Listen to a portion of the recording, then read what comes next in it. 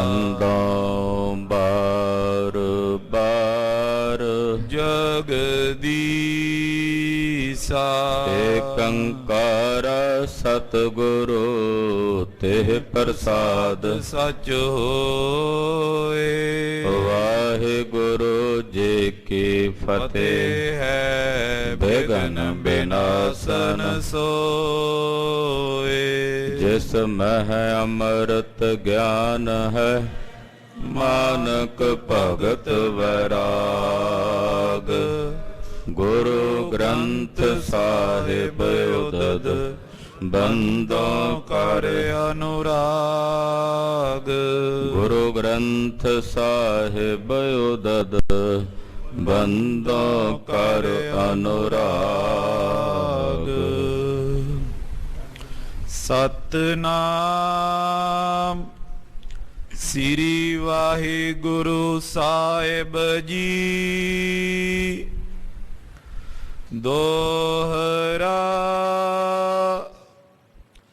ਇਤ ਸਤਿਗੁਰ ਏ ਬਿਦ ਕਰੀ ਨਿਕਸੇ ਮੰਦਰ ਚੋਰ। ਉਤ ਲਸ਼ਕਰ ਸਭ ਝੁਕ ਪਰਿਓ ਜੰਗ ਲੋਹ ਗੜ ਘੋਰ। ਵਾਹਿਗੁਰੂ ਜੀ ਕਾ ਖਾਲਸਾ ਵਾਹਿਗੁਰੂ ਜੀ ਕੀ ਫਤਿਹ। ਪਤਿਤ ਪਾਵਨ ਭਗਤ ਵਛਲ ਕਿਰਪਾ ਨਿਧਾਨ ਅਨਾਥਨਾਥ ਜਗਤ ਗੁਰੂ ਧੰਨ ਧੰਨ ਸ੍ਰੀ ਗੁਰੂ ਗ੍ਰੰਥ ਸਾਹਿਬ ਜੀ ਮਹਾਰਾਜ ਜੀ ਦੀ ਪਾਕ ਪਵਿੱਤਰ ਪਾਵਨ ਹਜ਼ੂਰੀ ਅੰਦਰ ਜੁੜ ਬੈਠੇ ਗੁਰੂ ਕੀ ਸਾਜੀ ਔਰ ਨਿਵਾਜੀ ਹੋਈ ਗੁਰੂ ਕਾ ਖਾਸ ਰੂਪ ਗੁਰੂ ਖਾਲਸਾ ਸਾਧ ਸੰਗਤ ਜੀਓ। ਵੱਡਿਆਂ ਭਾਗਾਂ ਵਾਲੇ ਹੋ ਕੇ ਨਿਤਾ ਪ੍ਰਤੀ ਗੁਰੂ ਚਰਨਾਂ 'ਚ ਜੁੜ ਕੇ ਆਪਣੇ ਜੀਵਨ ਨੂੰ ਗੁਰੂ ਲੇਖੇ ਲਾਉਂਦਿਆਂ ਸਫਲਾ ਔਰ ਸਕਾਰਥਾ ਕਰ ਰਹੇ। ਗੁਰਦੇਵ ਦੀ ਧੁਰ ਕੀ ਬਾਣੀ ਅਕਾਲੀ ਬਾਣੀ ਦੇ ਸ਼ਬਦ ਕੀਰਤਨ ਰਾਗੀ ਸਿੰਘਾਂ ਦੀ ਰਸਨਾ ਤੋਂ ਬਹੁਤ ਹੀ ਅਦਬ ਸਤਕਾਰ ਸ਼ਰਧਾ ਸਹਿਤ ਆਪ ਜੀ ਨੇ ਸਰਵਣ ਕੀਤੇ ਹਨ। ਉਪਰੰਤ ਚੱਲ ਰਹੇ ਗੁਰ ਇਤਿਹਾਸ ਦੀ ਲੜੀਵਾਰ ਕਥਾ ਸਰਵਣ ਕਰਨ ਲਈ ਗੁਰੂ ਚਰਨਾਂ ਵਿੱਚ ਆਪ ਜੀ ਤਤਪਰ ਹੋ ਕੇ ਸਾਵਧਾਨ ਹੋ ਕੇ ਜੁੜ ਬੈਠੇ। ਧੰਨ ਗੁਰੂ ਹਰਗੋਬਿੰਦ ਸਾਹਿਬ ਮੇਰੀ ਪੀਰੀ ਦੇ ਮਾਲਕ ਛੇਵੇਂ ਪਾਤਸ਼ਾਹ ਸ੍ਰੀ ਅੰਮ੍ਰਿਤਸਰ ਸਾਹਿਬ ਦਾ ਪਹਿਲਾ ਜੰਗ ਲੜ ਰਹੇ ਹਨ। ਮੁਗਲਸ ਖਾਨ ਦੀ ਅਗਵਾਈ ਵਿੱਚ 7000 ਦੁਸ਼ਮਣਾਂ ਦੀ ਫੌਜ ਚੜ੍ਹ ਕੇ ਲਾਹੌਰ ਸ਼ਹਿਰ ਤੋਂ ਸ੍ਰੀ ਅੰਮ੍ਰਿਤਸਰ ਸਾਹਿਬ ਆਈ ਹੈ। ਲੋਹਗੜ੍ਹ ਸਾਹਿਬ ਵਾਲੇ ਮੁਕਾਮ ਤੇ ਗਹਿ ਗੱਚ ਭਾਰੀ ਜੰਗ ਹੋਇਆ, ਟਾਕਰਾ ਹੋਇਆ। ਸਤਿਗੁਰਾਂ ਦੇ 25 ਯੋਧੇ ਬੜੀ ਬਹਾਦਰੀ ਨਾਲ ਦਲੇਰੀ ਨਾਲ ਲੜ ਰਹੇ ਨੇ। ਇੱਧਰ ਸਤਿਗੁਰਾਂ ਦੇ ਪਰਿਵਾਰ ਨੂੰ ਗੁਰੂ ਕੇ ਮਹਿਲਾਂ ਚੋਂ ਲਿਆ ਕੇ ਰਾਮਸਰ ਤੀਰਥ ਤੇ ਪਹੁੰਚਾਉਣ ਦੀ ਸੇਵਾ ਸਤਿਗੁਰੂ ਸੱਚੇ ਪਾਤਸ਼ਾਹ ਜੀ ਨੇ ਭਾਈ ਨਿਵਲਾ ਜੀ ਦੀ ਡਿਊਟੀ ਲਾਈ ਹੈ। ਉਹ ਪਰਿਵਾਰ ਨੂੰ ਆਪਣੇ ਨਾਲ ਲੈ ਕੇ ਸ੍ਰੀ ਰਾਮਸਰ ਸਾਹਿਬ ਪਹੁੰਚੇ ਨੇ। ਡੇਢ ਪਹਿਰ ਰਾਤ ਬਾਕੀ ਰਹਿੰਦੀ ਸੀ। ਛੇਵੇਂ ਪਾਤਸ਼ਾਹ ਜੀ ਦਰਬਾਰ ਸਾਹਿਬ ਆਏ ਨੇ। ਸਾਰੇ ਯੋਧਿਆਂ ਸਮੇਤ ਹੁਕਮ ਕੀਤਾ ਕਿ ਵਾਰੋ ਵੇਰੀ ਅੱਧੇ ਅੱਧੇ ਸਿੱਖ ਇਸ਼ਨਾਨ ਕਰ ਲੈਣ। ਪ੍ਰਥਮ ਸਤਿਗੁਰਾਂ ਨੇ ਇਸ਼ਨਾਨ ਕੀਤਾ। ਇਸ਼ਨਾਨ ਕਰਕੇ ਗੁਰਦੇਵ ਜੀ ਸ੍ਰੀ ਹਰਿਮੰਦਰ ਸਾਹਿਬ ਆ ਕੇ ਨਮਸਕਾਰ ਕਰਕੇ ਵੱਡਿਆਂ ਸਤਿਗੁਰਾਂ ਦਾ ਨਾਂ ਲੈ ਕੇ ਅਰਦਾਸ ਬੇਨਤੀ ਕੀਤੀ। ਮਹਾਰਾਜ ਧੰਨ ਗੁਰੂ ਨਾਨਕ ਸਾਹਿਬ, ਗੁਰੂ ਅੰਗਦ ਦੇਵ ਸਾਹਿਬ, ਗੁਰੂ ਅਮਰਦਾਸ ਸਾਹਿਬ, ਧੰਨ ਗੁਰੂ ਰਾਮਦਾਸ ਸਾਹਿਬ, ਧੰਨ ਗੁਰੂ ਅਰਜਨ ਦੇਵ ਸਾਹਿਬ ਪੰਜਵੇਂ ਪਾਤਸ਼ਾਹ ਕਿਰਪਾ ਕਰੋ। ਦੁਸ਼ਮਣਾਂ ਦੀ ਵੱਡੀ ਭਾਰੀ ਫੌਜ ਚੜ੍ਹ ਕੇ ਆਈ ਹੈ। ਕਿਰਪਾ ਕਰੋ ਆਪ ਜੀ ਦੇ ਸਿੱਖਾਂ ਦੀ ਰਣ ਭੂਮੀ ਵਿੱਚ ਜੈ ਹੋਵੇ, ਜਿੱਤ ਦੀ ਪ੍ਰਾਪਤੀ ਹੋਵੇ। ਸੱਚਖੰਡ ਸ੍ਰੀ ਹਰਿਮੰਦਰ ਸਾਹਿਬ ਤੋਂ ਆਵਾਜ਼ ਆਈ, ਗੁਰੂ ਹਰਗੋਬਿੰਦ ਸਾਹਿਬ ਜੀ, ਆਪ ਜੀ ਦੀ ਇਸ ਰਣ ਭੂਮੀ 'ਚ ਜੈ ਹੋਵੇਗੀ। ਆਪ ਜੀ ਤੋਂ ਇਹ ਜੰਗ ਉੱਠੇਗਾ। ਉਦੋਂ ਤੱਕ ਇਹ ਜੰਗ ਯੁੱਧ ਚੱਲਦੇ ਰਹਿਣਗੇ ਜਦੋਂ ਤੱਕ ਇਹਨਾਂ ਮਲੇਛਾਂ ਦੇ ਰਾਜ ਭਾਗ ਦੀ ਜੜ ਭਾਰਤ ਖੰਡ ਦੀ ਭੂਮੀ ਤੋਂ ਪੁੱਟੀ ਨਹੀਂ ਜਾਂਦੀ। ਮਹਾਰਾਜ ਜੀ ਨੇ ਅਕਾਲ ਪੁਰਖ ਦਾ ਸ਼ੁਕਰਾਨਾ ਕੀਤਾ। ਦਰਬਾਰ ਸਾਹਿਬ ਦੀ ਪਰਿਕਰਮਾ ਕਰਕੇ ਰਾਮਸਰ ਸਾਹਿਬ ਵਾਲੇ ਸਥਾਨ ਤੇ ਆਏ ਨੇ।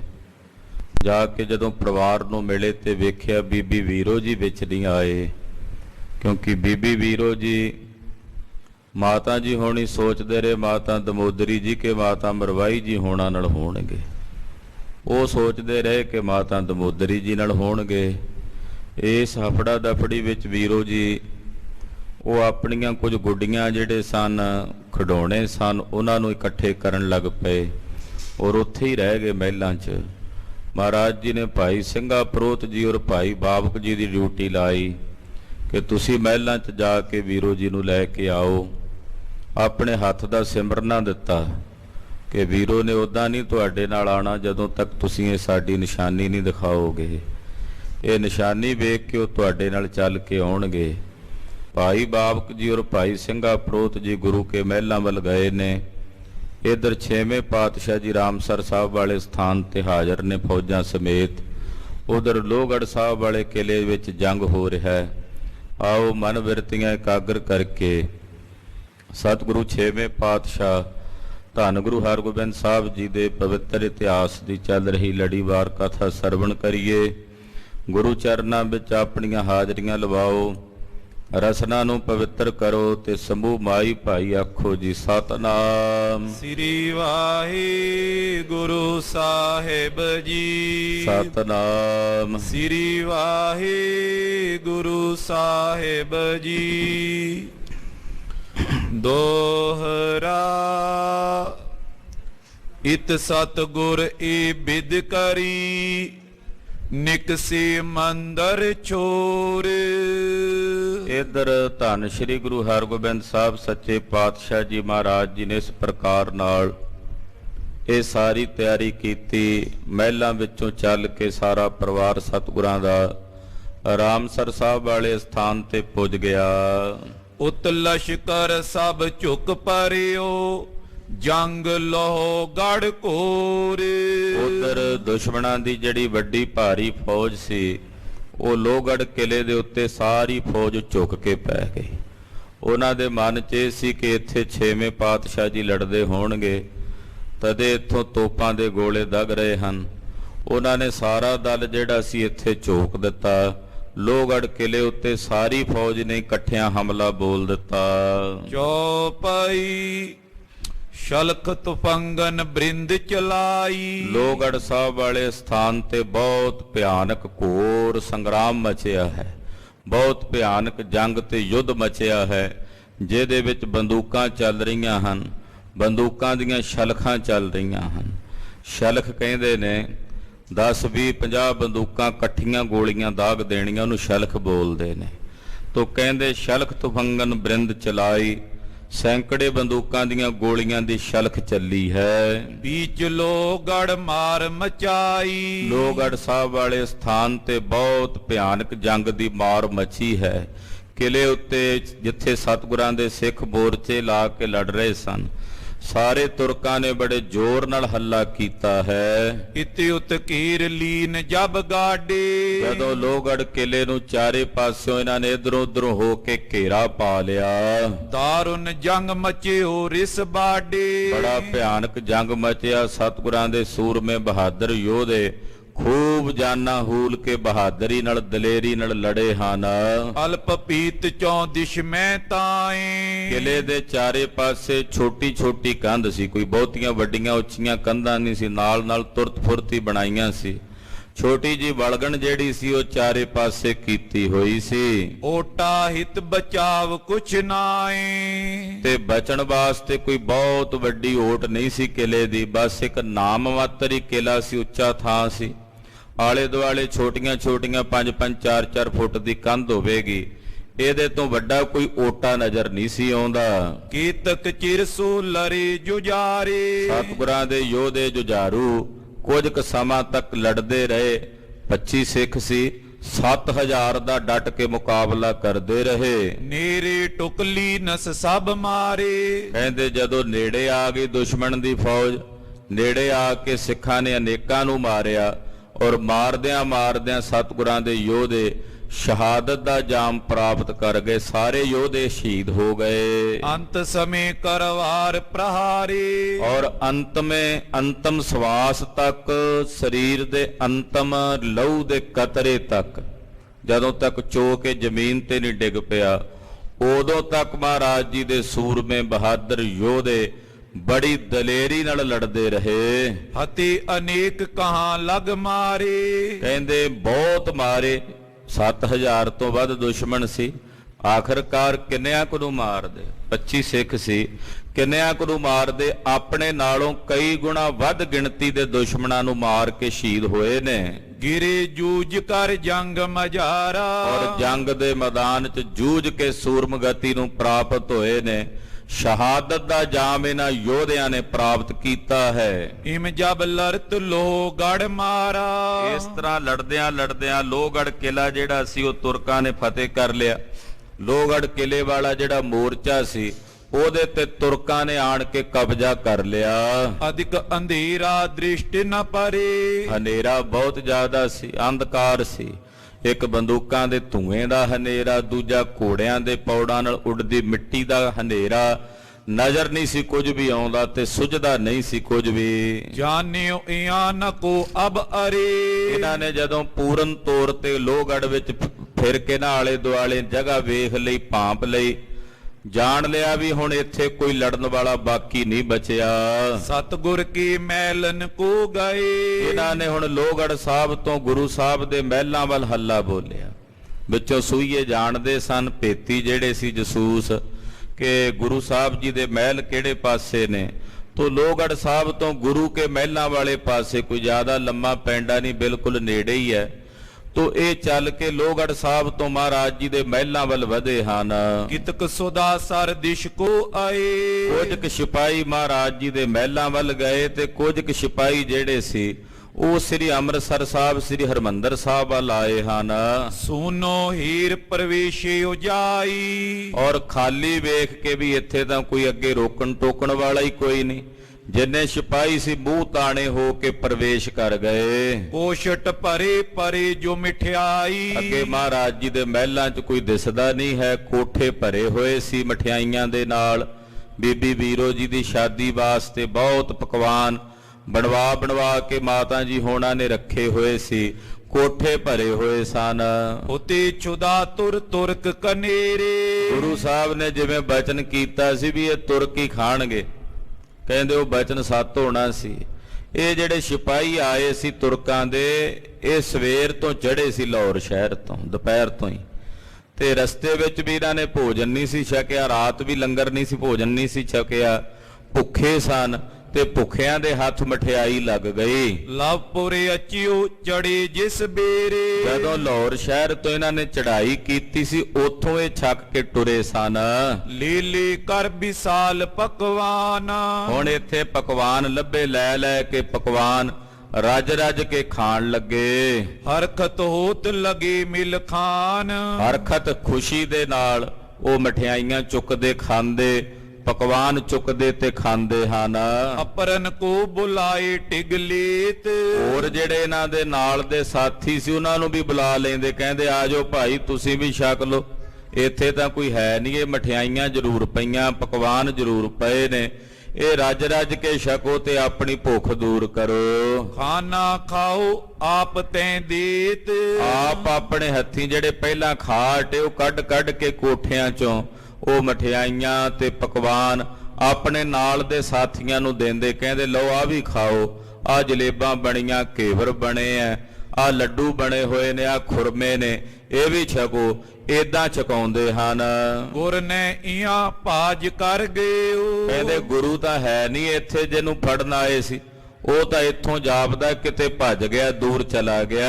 ਪਰਿਓ ਸਮਾਜ ਲੁੱਟਿਓ ਸਭ ਲਿਓ, ਇਹ ਜਿੰਨਾ ਰਾਗ ਸਮਾਜ ਪਿਆ ਇਹ ਲੁੱਟੋ, ਆਪਣੀਆਂ ਜੇਬਾਂ ਭਰੋ, ਜੋ ਮਿਲਦਾ ਇੱਥੇ ਗੁਰੂ ਘਰ ਚੋਂ, ਜੋ ਵੀ ਲੱਭਦਾ ਹੈ ਸਾਰਾ ਕੁਝ ਇਕੱਠਾ ਕਰਕੇ ਲੈ ਚੱਲੋ। ਹਿਮ ਸਗਰੇ ਪੁਰ ਮੈਂ ਫਿਰ ਗਏ, ਏਦਾਂ ਇੱਕ ਵਾਰੀ ਸਾਰੇ ਨਗਰ ਦੇ ਵਿੱਚ ਹੀ ਜਿਹੜਾ ਸ੍ਰੀ ਅੰਮ੍ਰਿਤਸਰ ਸਾਹਿਬ ਮਹਾਰਾਜ ਜੀ ਦੇ ਗੁਰੂ ਕੇ ਮਹਿਲਾਂ ਦੇ ਨੇੜੇ ਤੇੜੇ ਘਰ ਸਨ ਉਹਨਾਂ ਸਾਰੇ ਘਰਾਂ ਬਾਜ਼ਾਰਾਂ ਦੇ ਵਿੱਚ ਤੁਰਕ ਫਿਰ ਗਏ। ਖੋਜਤ ਫਿਰੇ ਨ ਕਿਤ ਦ੍ਰਿਸ਼ਟਏ। ਕਹਿੰਦੇ ਲੱਭਦੇ ਨੇ ਸਤਿਗੁਰਾਂ ਨੂੰ, ਪਰ ਸਤਿਗੁਰੂ ਜੀ ਨਹੀਂ ਕਿਤੇ ਲੱਭਦੇ। ਸਿਪਾਹੀਆਂ ਦੀ ਭਾਲ ਕਰਦੇ ਮਹਾਰਾਜ ਜੀ ਦੇ, ਸੂਰਮਿਆਂ ਦੀ, ਉਹ ਵੀ ਨਹੀਂ ਕਿਤੇ ਲੱਭਦੇ। ਧਰਿਓ ਹਰਖ ਤੁਰਕਨ ਬਿਨ ਲਰੇ। ਤੁਰਕ ਬੜੇ ਖੁਸ਼ ਹੋਏ, ਬੜੇ ਪ੍ਰਸੰਨ ਹੋਏ ਵੀ ਸਾਨੂੰ ਤਾਂ ਲੜਨਾ ਵੀ ਨਹੀਂ ਪਿਆ, ਸਾਨੂੰ ਤਾਂ ਜੰਗ ਵੀ ਨਹੀਂ ਕਰਨਾ ਪਿਆ।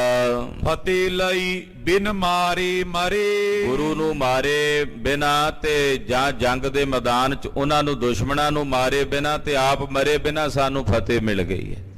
ਸਾਨੂੰ ਲੜਨਾ ਨਹੀਂ ਪਿਆ, ਬਸ ਉੱਥੇ ਲੋਹਗੜ੍ਹ ਕਿਲੇ ਕੋਲ ਹੀ ਥੋੜਾ ਬਹੁਤਾ ਜੰਗ ਯੁੱਧ ਹੋਇਆ, ਥੋੜੇ ਜਿਹੇ ਸੂਰਮੇ ਮਰੇ ਐ ਤੇ ਇਹ ਤਾਂ ਸਾਨੂੰ ਫਤਿਹ ਮਿਲ ਗਈ ਹੈ। ਗੁਰੂ ਤਾਂ ਆਪਣੇ ਸਿਪਾਹੀਆਂ ਸਮੇਤ ਨੱਠ ਗਿਆ। ਇਮਨੇ ਜਾਣਤ ਮੂਰਖ ਕਾਚੇ। ਕਹਿੰਦੇ ਸਾਨੂੰ ਤਾਂ ਜਿੱਤ ਮਿਲ ਗਈ ਹੈ, ਸਾਨੂੰ ਤਾਂ ਫਤਿਹ ਨਸੀਬ ਹੋ ਗਈ ਹੈ, ਪਰ ਇਹ ਮੂਰਖ ਕੱਚੀ ਮੱਤ ਵਾਲੇ ਇਹ ਨਹੀਂ ਸਨ ਜਾਣਦੇ। ਪ੍ਰਾਤ ਹੋਤ ਲੋ ਹਮੈ ਬਾਚੇ। ਬਸ ਸਵੇਰ ਦੀ ਲੋ ਲੱਗਣ ਤੱਕ ਇਹਨਾਂ ਦੇ ਪ੍ਰਾਣ ਇਹਨਾਂ ਦੇ ਸਰੀਰ 'ਚ ਚੱਲਣੇ ਆ। ਜਦੋਂ ਦਿਨ ਚੜ ਗਿਆ, ਦਿਨ ਦੇ ਚੜ੍ਹਦਿਆਂ ਮਾਨੋ ਇਹਨਾਂ ਦਾ ਕਾਲ ਇਹਨਾਂ ਦੇ ਸਿਰ ਤੇ ਆ ਨੱਚਣਾ। ਇਹ ਨਹੀਂ ਸੀ ਜਾਣਦੇ ਕਿ ਦਿਨ ਚੜ੍ਹਦਿਆਂ ਸਾਡੇ ਚੋਂ ਕੋਈ ਜਿਉਂਦਾ ਨਹੀਂ ਬਚਣਾ। ਪਸਰੀ ਸੈਨ ਸੁਦਾ ਸਰ ਤੀਕਾ। ਸ੍ਰੀ ਅੰਮ੍ਰਿਤਸਰ ਸਰੋਵਰ ਤੱਕ ਜਿੰਨੀਆਂ ਫੌਜਾਂ ਸਨ ਦੁਸ਼ਮਣਾਂ ਦੀਆਂ ਉਹ ਪਸਰ ਗਈਆਂ, ਇੱਧਰ ਉੱਧਰ ਵੇਖਣ ਲੱਗੇ। ਫਿਰੇ ਤਿਮਰ ਮੈਂ ਦਿਖਤ ਨਨੀਕਾ। ਰਾਤ ਦਾ ਹਨੇਰਾ ਸੀ, ਗਸ਼ਤ ਕਰਦੇ ਫਿਰਦੇ ਨੇ, ਪਰ ਕੁਝ ਨਜ਼ਰ ਨਹੀਂ ਸੀ ਆਉਂਦਾ, ਕੁਝ ਪਤਾ ਨਹੀਂ ਸੀ ਲੱਗਦਾ। ਭੂਲੇ ਵਿਚਰਤ ਉੱਚੇ ਬੋਲਤ। ਜਿਵੇਂ ਕੋਈ ਭਟਕਦੇ ਨਹੀਂ ਫਿਰਦੇ ਹੁੰਦੇ ਹਨੇਰੇ 'ਚ, ਕੋਈ ਇੱਧਰ ਕੋਈ ਉੱਧਰ, ਪਤਾ ਨਹੀਂ ਲੱਗਦਾ ਵੀ ਜਾਣਾ ਕਿੱਧਰ ਹੈ, ਤੇ ਉੱਚੀ ਉੱਚੀ ਬੋਲਦੇ ਹਨ। ਬੀਥਨ ਵਿਕੇ ਬ੍ਰਿੰਦ ਪਟ ਡੋਲਤ। ਅੰਮ੍ਰਿਤਸਰ ਸ਼ਹਿਰ ਦੀਆਂ ਗਲੀਆਂ ਦੇ ਵਿੱਚ ਇਹ ਸੂਰਮੇ ਡੋਲਦੇ ਫਿਰਦੇ ਨੇ, ਭਜਦੇ ਫਿਰਦੇ ਹਨ, ਨੱਠਦੇ ਫਿਰਦੇ ਨੇ। ਇਤਨੇ ਮੈਂ ਦੋਨੋਂ ਗੁਰ ਸੂਰੇ। ਇੰਨੇ ਨੂੰ ਸਤਿਗੁਰਾਂ ਦੇ ਦੋਵੇਂ ਸੂਰਮੇ ਭਾਈ ਬਾਬਕ ਜੀ ਔਰ ਭਾਈ ਸਿੰਘਾ ਪ੍ਰੋਤ ਜੀ ਰਾਮਸਰ ਸਾਹਿਬ ਤੋਂ ਚੱਲ ਕੇ ਆ ਗਏ। ਬਾਬਕ ਅਰ ਸਿੰਘਾ ਰਿਸ ਪੂਰੇ। ਭਾਈ ਸਿੰਘਾ ਜੀ ਔਰ ਭਾਈ ਬਾਬਕ ਜੀ ਆਪਣੇ ਹੱਥਾਂ ਵਿੱਚ ਬੰਦੂਕਾਂ ਪਕੜ ਕੇ ਸ਼ਸਤਰਾਂ ਅਸਤਰਾਂ ਦੇ ਸਹਿਤ ਬੜੇ ਵੀਰ ਰਸ ਵਿੱਚ ਭਿੱਜੇ ਹੋਏ ਆਏ ਨੇ। ਬੀਬੀ ਕੇਰ ਮਹਿਲ ਤੁਰ ਗਏ। ਔਰ ਜਿੱਥੇ ਬੀਬੀ ਵੀਰੋ ਜੀ ਸਨ ਮਹਿਲ ਵਿੱਚ, ਉੱਪਰ ਇੱਕ ਚੁਬਾਰੇ ਤੇ ਕਮਰਾ ਸੀ, ਉਹਦੇ ਵਿੱਚ ਬੀਬੀ ਵੀਰੋ ਜੀ ਸਨ, ਉੱਥੇ ਚੱਲ ਕੇ ਆਏ ਹਨ। ਜੋ ਸੋਚਤ ਬੈਠੀ ਦੁਖ ਮਏ। ਤੇ ਬੀਬੀ ਵੀਰੋ ਜੀ ਰਾਤ ਦਾ ਸਮਾਂ ਹੈ, ਬਹੁਤ ਜ਼ਿਆਦਾ ਦੁਖੀ ਤੇ ਆਤੁਰ ਜਿਹੇ ਹੋ ਕੇ ਬੈਠੇ, ਦਰਵਾਜ਼ਾ ਅੰਦਰੋਂ ਬੰਦ ਕੀਤਾ ਹੈ, ਕੋਈ ਖੜਾਕ ਨਹੀਂ ਕਰਦੇ, ਮਨ ਹੀ ਮਨ ਸੋਚੀ ਜਾਂਦੇ ਨੇ ਕੀ ਹੋਵੇਗਾ, ਕਿਵੇਂ ਨਿਕਲਾ ਇੱਥੋਂ, ਕੌਣ ਆਏਗਾ ਲੈਣ ਮੈਨੂੰ। ਏਦਾਂ ਮਨ ਹੀ ਮਨ ਬੀਬੀ ਵੀਰੋ ਜੀ ਸੋਚ ਰਹੇ ਤੇ ਦੁਖੀ ਹੋ ਰਹੇ ਨੇ। ਬਹੁ ਬਿਦ ਚਿਤਵਤ ਹਿਰਦੇ ਵਿਚਾਰੀ। ਮਨ ਵਿੱਚ ਕਈ ਤਰ੍ਹਾਂ ਦੀਆਂ ਚਿਤਵਨੀਆਂ ਚਿਤਵਦੇ ਨੇ ਔਰ ਹਿਰਦੇ ਵਿੱਚ ਕਈ ਤਰ੍ਹਾਂ ਦੀਆਂ ਵਿਚਾਰਾਂ ਨੂੰ ਵਿਚਾਰਦੇ ਨੇ। ਤਰੇ ਥਿਰੇ ਲੈ ਨਾਮ ਪੁਕਾਰੀ। ਇੰਨੇ ਨੂੰ ਭਾਈ ਬਾਬਕ ਜੀ ਔਰ ਭਾਈ ਸਿੰਘਾ ਪ੍ਰੋਤ ਜੀ ਥੱਲੇ ਆਣ ਖਲੋਤੇ, ਉੱਤੇ ਚੁਬਾਰੇ ਤੇ ਕਮਰਾ ਸੀ, ਥੱਲਿਓਂ ਆਵਾਜ਼ ਮਾਰੀ, ਬੀਬੀ ਜੀ ਸੁਣੋ ਅਸੀਂ ਆਏ ਹਾਂ। ਆਵੋ ਸ਼ੀਘਰ ਗੁਰੂ ਸਿਮਰਨ ਤੇ। ਸਤਿਗੁਰੂ ਜੀ ਯਾਦ ਕਰਦੇ ਨੇ, ਛੇਤੀ ਨਾਲ ਦਰਵਾਜ਼ਾ ਖੋਲੋ ਤੇ ਆ ਜਾਓ, ਸਾਡੇ ਨਾਲ ਚੱਲੋ। ਕਿਉਂ ਕਰ ਬੈਠੀ ਹੋਏ ਨਿਚਿੰਤੇ। ਤੁਸੀਂ ਕਿਵੇਂ ਨਿਸ਼ਚਿੰਤ ਹੋ ਕੇ ਬੈਠੇ ਹੋ? ਇੱਥੇ ਹੁਣ ਬੈਠਣ ਦਾ ਵੇਲਾ ਨਹੀਂ ਹੈ ਵੀਰੋ ਜੀ। ਬੀਬੀ ਜੀ ਛੇਤੀ ਆਓ ਤੇ ਛੇਤੀ ਸਾਡੇ ਨਾਲ ਚੱਲੋ, ਸਤਿਗੁਰੂ ਜੀ ਬੁਲਾ ਰਹੇ ਨੇ। ਨੈ ਪਤਿਆਵਤ ਪਰੇ ਨ ਪਾਵੇ। ਹਾਂਜੀ, ਨੈ ਪਤਿਆਵਤ ਪਤਾ ਨ ਪਾਵੇ। ਕਹਿੰਦੇ ਉਹ ਉੱਥੇ ਉਡੀਕ ਰਹੇ ਨੇ ਤੇ ਛੇਤੀ ਕਰਕੇ ਚੱਲੋ। ਇਹ ਆਵਾਜ਼ ਬੀਬੀ ਵੀਰੋ ਜੀ ਨੇ ਸੁਣੀ, ਪਰ ਮਨ ਨਹੀਂ ਭਤੀਜਿਆ, ਖਬਰੇ ਕੌਣ ਹੈ, ਕਿਤੇ ਸਾਡੇ ਪਿਤਾ ਜੀ ਦਾ ਨਾਂ ਲੈ ਕੇ ਦੁਸ਼ਮਣਾਂ ਦੇ ਸਿਪਾਹੀ ਨਾ ਸਾਨੂੰ ਆਵਾਜ਼ ਮਾਰਦੇ ਹੋਣ। ਤੋ ਬੀਬੀ ਜੀ ਦੇ ਮਨ 'ਚ ਯਕੀਨ ਨਹੀਂ ਆਉਂਦਾ ਇਹਨਾਂ ਦੀ ਆਵਾਜ਼ ਸੁਣ ਕੇ, ਗੱਲ ਸੁਣ ਕੇ। ਸ਼ਤਰੂ ਸੈਨ ਨੇ ਗਹਿ ਲੈ ਜਾਵੀਂ। ਕਿਤੇ ਦੁਸ਼ਮਣਾਂ ਦੀ ਸੈਨਾ ਵਿੱਚ ਹੀ ਨਾ ਇਹ ਮੈਨੂੰ ਪਕੜ ਕੇ ਲੈ ਜਾਣ, ਕੀ ਪਤਾ ਦੁਸ਼ਮਣਾਂ ਦੇ ਹੀ ਬੰਦੇ ਨਾ ਹੋਣ। ਹੋ ਤੁਮ ਕੌਣ ਬੂਝਨਾ ਕੀਨੀ। ਇਹ ਸੋਚ ਕੇ ਬੀਬੀ ਵੀਰੋ ਜੀ ਪੁੱਛਦੇ, ਕਿਤਨੇ ਚਤਨ ਸਨ, 8 ਸਾਲ ਦੀ ਉਮਰ ਹੈ, ਬੜੇ ਸਾਵਧਾਨ। ਕਹਿਣ ਲੱਗੇ ਤੁਸੀਂ ਹੋ ਕੌਣ? ਇਹ ਪੁੱਛਿਆ ਬੀਬੀ ਵੀਰੋ ਜੀ ਨੇ ਕਿ ਤੁਸੀਂ ਕੌਣ ਹੋ। ਜਬ ਲੋ ਨੀਕੇ ਲਿਓ ਨ ਚੀਨੀ। ਜਦੋਂ ਤੱਕ ਮੈਨੂੰ ਇਸ ਗੱਲ ਦਾ ਨਿਰਣਾ ਨਹੀਂ ਹੋ ਜਾਂਦਾ ਵੀ ਤੁਸੀਂ ਕੌਣ ਹੋ, ਤਬ ਲੋ ਨਹੀਂ ਕਿਵਾਰ ਉਗਾਰੋ। ਉਦੋਂ ਤੱਕ ਮੈਂ ਆਪਣੇ ਇਸ ਕਮਰੇ ਦਾ ਦਰਵਾਜ਼ਾ ਨਹੀਂ ਖੋਲਣਾ, ਇਹ ਦਰਵਾਜ਼ੇ ਦੀ ਕੁੰਡੀ ਨਹੀਂ ਖੋਲਣੀ। ਬੈਠੀ ਇਆਂ ਪ੍ਰਾਨ ਹਨ ਡਾਰੋ। ਮੈਂ ਇੱਥੇ ਬੈਠੀ ਰਹਾਂਗੀ, ਆਪਣੇ ਪ੍ਰਾਣ ਤਿਆਗ ਦਿਆਂਗੀ, ਪਰ ਦੁਸ਼ਮਣਾਂ ਦੇ ਨਾਲ ਨਹੀਂ ਜਾਵਾਂਗੀ। ਸਿੰਘੇ ਤਬੇ ਸਿਮਰਨੀ ਦੀਨ। ਭਾਈ ਸਿੰਘਾ ਪ੍ਰੋਤ ਜੀ ਅੱਗੇ ਵਧ ਕੇ ਸਤਿਗੁਰਾਂ ਦੇ ਹੱਥਾਂ ਦਾ ਜਿਹੜਾ ਸਿਮਰਨਾ ਸੀ ਉਹ ਅੱਗੇ ਕਰਕੇ ਦਿੱਤਾ। ਏਓ ਗੁਰ ਕਰ ਕੀ ਲੇਵੋ ਚੀਨ। ਆਖਿਆ ਬੀਬੀ ਜੀ ਆਹ ਹੈ ਗੁਰੂ ਸਾਹਿਬ ਜੀ ਦੇ ਹੱਥਾਂ ਦੀ ਨਿਸ਼ਾਨੀ, ਇਹ ਤਾਂ ਤੁਸੀਂ ਚੰਗੀ ਤਰ੍ਹਾਂ ਵੇਖੀ ਹੈ। ਆਪ ਜੀ ਦੇ ਪਿਤਾ ਗੁਰਦੇਵ ਦੇ ਹੱਥਾਂ ਦੀ ਇਹ ਨਿਸ਼ਾਨੀ, ਇਹਨੂੰ ਪਛਾਣ ਲਓ। ਦੀਪਕ ਕੇ ਪ੍ਰਕਾਸ਼ ਨਿਹਾਰੀ। ਜਦੋਂ ਸਿਮਰਨਾ ਅੰਦਰ ਭੇਜਿਆ ਤੇ ਬੀਬੀ ਜੀ ਨੇ ਦੀਵਾ ਜਗਾਇਆ ਅੰਦਰ, ਉਹਦੇ ਪ੍ਰਕਾਸ਼ ਵਿੱਚ ਉਸ ਸਿਮਰਨੇ ਨੂੰ ਚੰਗੀ ਤਰ੍ਹਾਂ ਗੌਰ ਨਾਲ ਵੇਖਿਆ। ਇਹ ਤਾਂ ਮੇਰੇ ਪਿਤਾ ਜੀ ਦੇ ਹੱਥਾਂ ਦੀ ਨਿਸ਼ਾਨੀ ਬੀਬੀ ਵੀਰੋ ਜੀ ਨੇ ਪਛਾਣ ਲਈ। ਭਾਈ ਹਿਰਦੇ ਮੈਂ ਆਨੰਦ ਭਾਰੀ। ਬਹੁਤ ਆਨੰਦਿਤ ਹੋਏ, ਬਹੁਤ ਖੁਸ਼ ਹੋਏ ਕਿ ਸਤਿਗੁਰਾਂ ਨੇ ਸੇਵਕ ਭੇਜੇ ਆ, ਆਪਣੇ ਸਿੱਖ ਭੇਜੇ ਨੇ ਮੈਨੂੰ ਲੈਣ ਲਈ। ਜਬੇ ਨਿਸ਼ਾਨੀ ਪਿਤ ਨਿਰਖਾਏ। ਜਦੋਂ ਪਿਤਾ ਜੀ ਦੇ ਹੱਥਾਂ ਦੀ ਨਿਸ਼ਾਨੀ ਉਹ ਸਿਮਰਨਾ ਬੀਬੀ ਜੀ ਨੇ ਚੰਗੀ ਤਰ੍ਹਾਂ ਵੇਖ ਲਿਆ। ਉੱਤਰ ਅਗਾਰ ਕਿਵਾਰ ਬਿਲਾਏ। ਛੇਤੀ ਨਾਲ ਆ ਕੇ ਦਰਵਾਜ਼ਾ ਖੋਲਿਆ ਤੇ ਖੋਲ ਕੇ ਬਾਹਰ ਨੂੰ ਆ ਗਏ। ਤਬ ਚੜਾਏ ਚਾਲੇ ਜੁਗ ਵੀਰ। ਭਾਈ ਬਾਬਕ ਜੀ ਔਰ ਭਾਈ ਸਿੰਘਾ ਪ੍ਰੋਤ ਜੀ ਬੀਬੀ ਵੀਰੋ ਜੀ ਨੂੰ ਨਾਲ ਲਿਆ, ਘੋੜੇ ਤੇ ਸਵਾਰ ਕਰਕੇ ਦੋਵੇਂ ਚੱਲ ਪਏ। ਸਨੇ ਸਨੇ ਹਿਆ ਕੀ ਗਤ ਧੀਰ। ਘੋੜਿਆਂ ਨੂੰ ਸਹਿਜੇ ਸਹਿਜੇ ਤੋਰਦੇ ਵੀ ਬਹੁਤਾ ਖੜਾਕ ਨਾ ਆਵੇ, ਕਿਉਂਕਿ ਦੁਸ਼ਮਣ ਆਲੇ ਦੁਆਲੇ ਗਲੀਆਂ 'ਚ ਨੇੜੇ ਤੇੜੇ ਫਿਰਦੇ ਸੀ ਸਿਪਾਹੀ, ਤੋ ਹਨੇਰੇ ਕਰਕੇ ਹਨੇਰੇ ਦਾ ਫਾਇਦਾ ਵੀ ਲੈ ਰਹੇ ਨੇ ਵੀ ਦੁਸ਼ਮਣ ਨੂੰ ਪਤਾ ਵੀ ਨਾ ਲੱਗੇ। ਇਸ ਕਰਕੇ ਸਹਿਜੇ ਸਹਿਜੇ ਘੋੜਿਆਂ ਨੂੰ ਤੋਰਦੇ ਹਨ। ਸੈਨਾ ਆਗੇ ਮੁਗਲ ਪਠਾਨੀ। ਮੁਗਲਾਂ ਤੇ ਪਠਾਣਾਂ ਦੀ ਸੈਨਾ ਅੱਗੇ ਪਿੱਛੇ ਦੌੜੀ ਫਿਰਦੀ ਹੈ। ਕਿਤੇ ਉਤ ਫਿਰਤ ਮਨੋ ਬਵਰਾਨੀ। ਜਿਵੇਂ ਉਹ ਬਾਵਰੇ ਜੇ ਨਹੀਂ ਹੋਏ ਫਿਰਦੇ, ਕੋਈ ਫਾਵਾ ਜਿਹਾ ਹੋਇਆ, ਕੋਈ ਇੱਧਰ ਦੌੜਿਆ ਫਿਰਦਾ, ਕੋਈ ਉੱਧਰ ਦੌੜਿਆ ਫਿਰਦਾ, ਪਤਾ ਕਿਸੇ ਨੂੰ ਲੱਗ ਨਹੀਂ ਰਿਹਾ ਵੀ ਜਾਣਾ ਕਿੱਧਰ। ਉਹ ਫਾਵੇ ਜੇ ਹੋਏ ਰਾਤ ਦੇ ਹਨੇਰੇ 'ਚ ਇੱਧਰ ਉੱਧਰ ਦੌੜੇ ਫਿਰਦੇ ਹਨ। ਨਾ ਆਪਣੇ ਜਰਨੈਲਾਂ ਦਾ ਪਤਾ ਲੱਗਦਾ ਉਹਨਾਂ ਨੂੰ ਵੀ ਸਾਡਾ ਸਿਪਾਹੀ ਕਿੱਥੇ ਹੈ। ਇੱਧਰ ਉੱਧਰ ਬਾਵਰੇ ਜੇ ਹੋ ਕੇ ਟੁਰੇ ਫਿਰਦੇ ਸਨ। ਆਏ ਸੁਦਾ ਸਰ ਤਟ ਲਗ ਫਿਰੇ। ਭਾਈ ਬਾਬਕ ਤੇ ਸਿੰਘਾ ਪ੍ਰੋਤ ਜੀ ਅੱਗੇ ਅੱਗੇ ਵੱਧਦੇ ਆਏ, ਸ੍ਰੀ ਅੰਮ੍ਰਿਤਸਰ ਸਾਹਿਬ ਤੱਕ ਆ ਗਏ। ਫਤਿਹ ਜਾਨ ਮਨ ਆਨੰਦ ਭਰੇ। ਔਰ ਇੱਧਰ ਜਿਹੜੇ ਤੁਰਕ ਸੀ ਇਹ ਸੋਚਣ ਵੀ ਸਾਡੀ ਫਤਿਹ ਹੋ ਗਈ ਹੈ, ਅਸੀਂ ਰਣ ਭੂਮੀ 'ਚ ਫਤਿਹ ਪ੍ਰਾਪਤ ਕਰ ਲਈ ਹੈ, ਸਾਡੀ ਤਾਂ ਜਿੱਤ ਹੋ ਗਈ ਹੈ। ਇਦਾਂ ਬੜੇ ਖੁਸ਼ ਜੇ ਹੋਏ, ਇੱਧਰ ਉੱਧਰ ਦੌੜੇ ਫਿਰਦੇ ਭੱਜੇ ਫਿਰਦੇ ਨੇ। ਔਰ ਦਰਸ਼ਨੀ ਘੋਰਾ ਖਰਿਓ। ਕਹਿੰਦੇ ਦਰਸ਼ਨੀ ਡੋੜੀ ਦੇ ਕੋਲ ਆ ਕੇ ਭਾਈ ਬਾਬਕ ਤੇ ਸਿੰਘਾ ਪ੍ਰੋਤ ਜੀ ਪਹੁੰਚ ਗਏ। ਉਤਰਿਓ ਮੁਗਲ ਵੀਰ ਤੈ ਬਿਰਿਓ। ਉੱਥੇ ਕਹਿੰਦੇ ਇੱਕ ਘੋੜੇ ਤੋਂ ਮੁਗਲ ਪਠਾਨ, ਦਰਸ਼ਨੀ ਡੋੜੀ ਆ ਜਿੱਥੇ ਦਰਬਾਰ ਸਾਹਿਬ ਦੇ, ਉੱਥੋਂ ਘੋੜੇ ਤੋਂ ਉਤਰ ਕੇ ਉਹ ਥੱਲੇ ਵੇਖ ਰਿਹਾ ਵੀ ਅੰਦਰ ਜਾ ਕੇ ਵੇਖੀਏ, ਤੇ ਦਰਸ਼ਨੀ ਡੋੜੀ ਦੇ ਕੋਲ ਹੀ ਉਤਰਿਆ ਹੋਇਆ ਪਠਾਨ। ਇਹ ਦੋਨੋਂ ਆਵਤ ਤਿਸ ਜਾਨੀ। ਇਹਨੇ ਨੂੰ ਦੋਵੇਂ ਸਿੱਖ ਜਿਹੜੇ ਸੀ ਭਾਈ ਬਾਬਕ ਤੇ ਸਿੰਘਾ ਪ੍ਰੋਤ ਜੀ, ਇਹ ਵੀ ਉੱਥੇ ਹੀ ਆਣ ਨਿਕਲੇ ਅਕਾਲ ਤਖਤ ਸਾਹਿਬ ਦੇ ਸਾਹਮਣੇ। ਉਹ ਪਠਾਨ ਨੂੰ ਥੋੜਾ ਜਿਹਾ ਸ਼ੱਕ ਹੋਇਆ, ਉਹਨੇ ਵੇਖਿਆ ਵੀ ਕੋਈ ਦੋ ਘੋੜ ਸਵਾਰ ਆ ਰਹੇ ਨੇ। ਹਿਆ ਪਗ ਧਰ ਧਰ ਸ਼ਬਦੇ ਉਠਾਨੀ। ਤੇ ਘੋੜੇ ਦੇ ਪੈਰਾਂ ਦੀ ਆਵਾਜ਼ ਸੁਣਾਂਦੀ, ਕਿਉਂਕਿ ਰਾਤ ਦਾ ਸਮਾਂ ਸੀ। ਇਹ ਪਠਾਨ ਸਾਹਮਣੇ ਕੱਲਾ ਸੀ, ਇਹਦੇ ਨਾਲ ਦੇ ਸਾਥੀ ਜਿਹੜੇ ਸੀ ਉਹ ਪਰਕਰਮਾ 'ਚ ਇੱਧਰ ਉੱਧਰ ਤੁਰੇ ਫਿਰਦੇ ਸੀ। ਇਹ ਡਿਓੜੀ ਦੇ ਕੋਲ ਪਠਾਨ ਕੱਲਾ ਖੜਾ ਸੀ।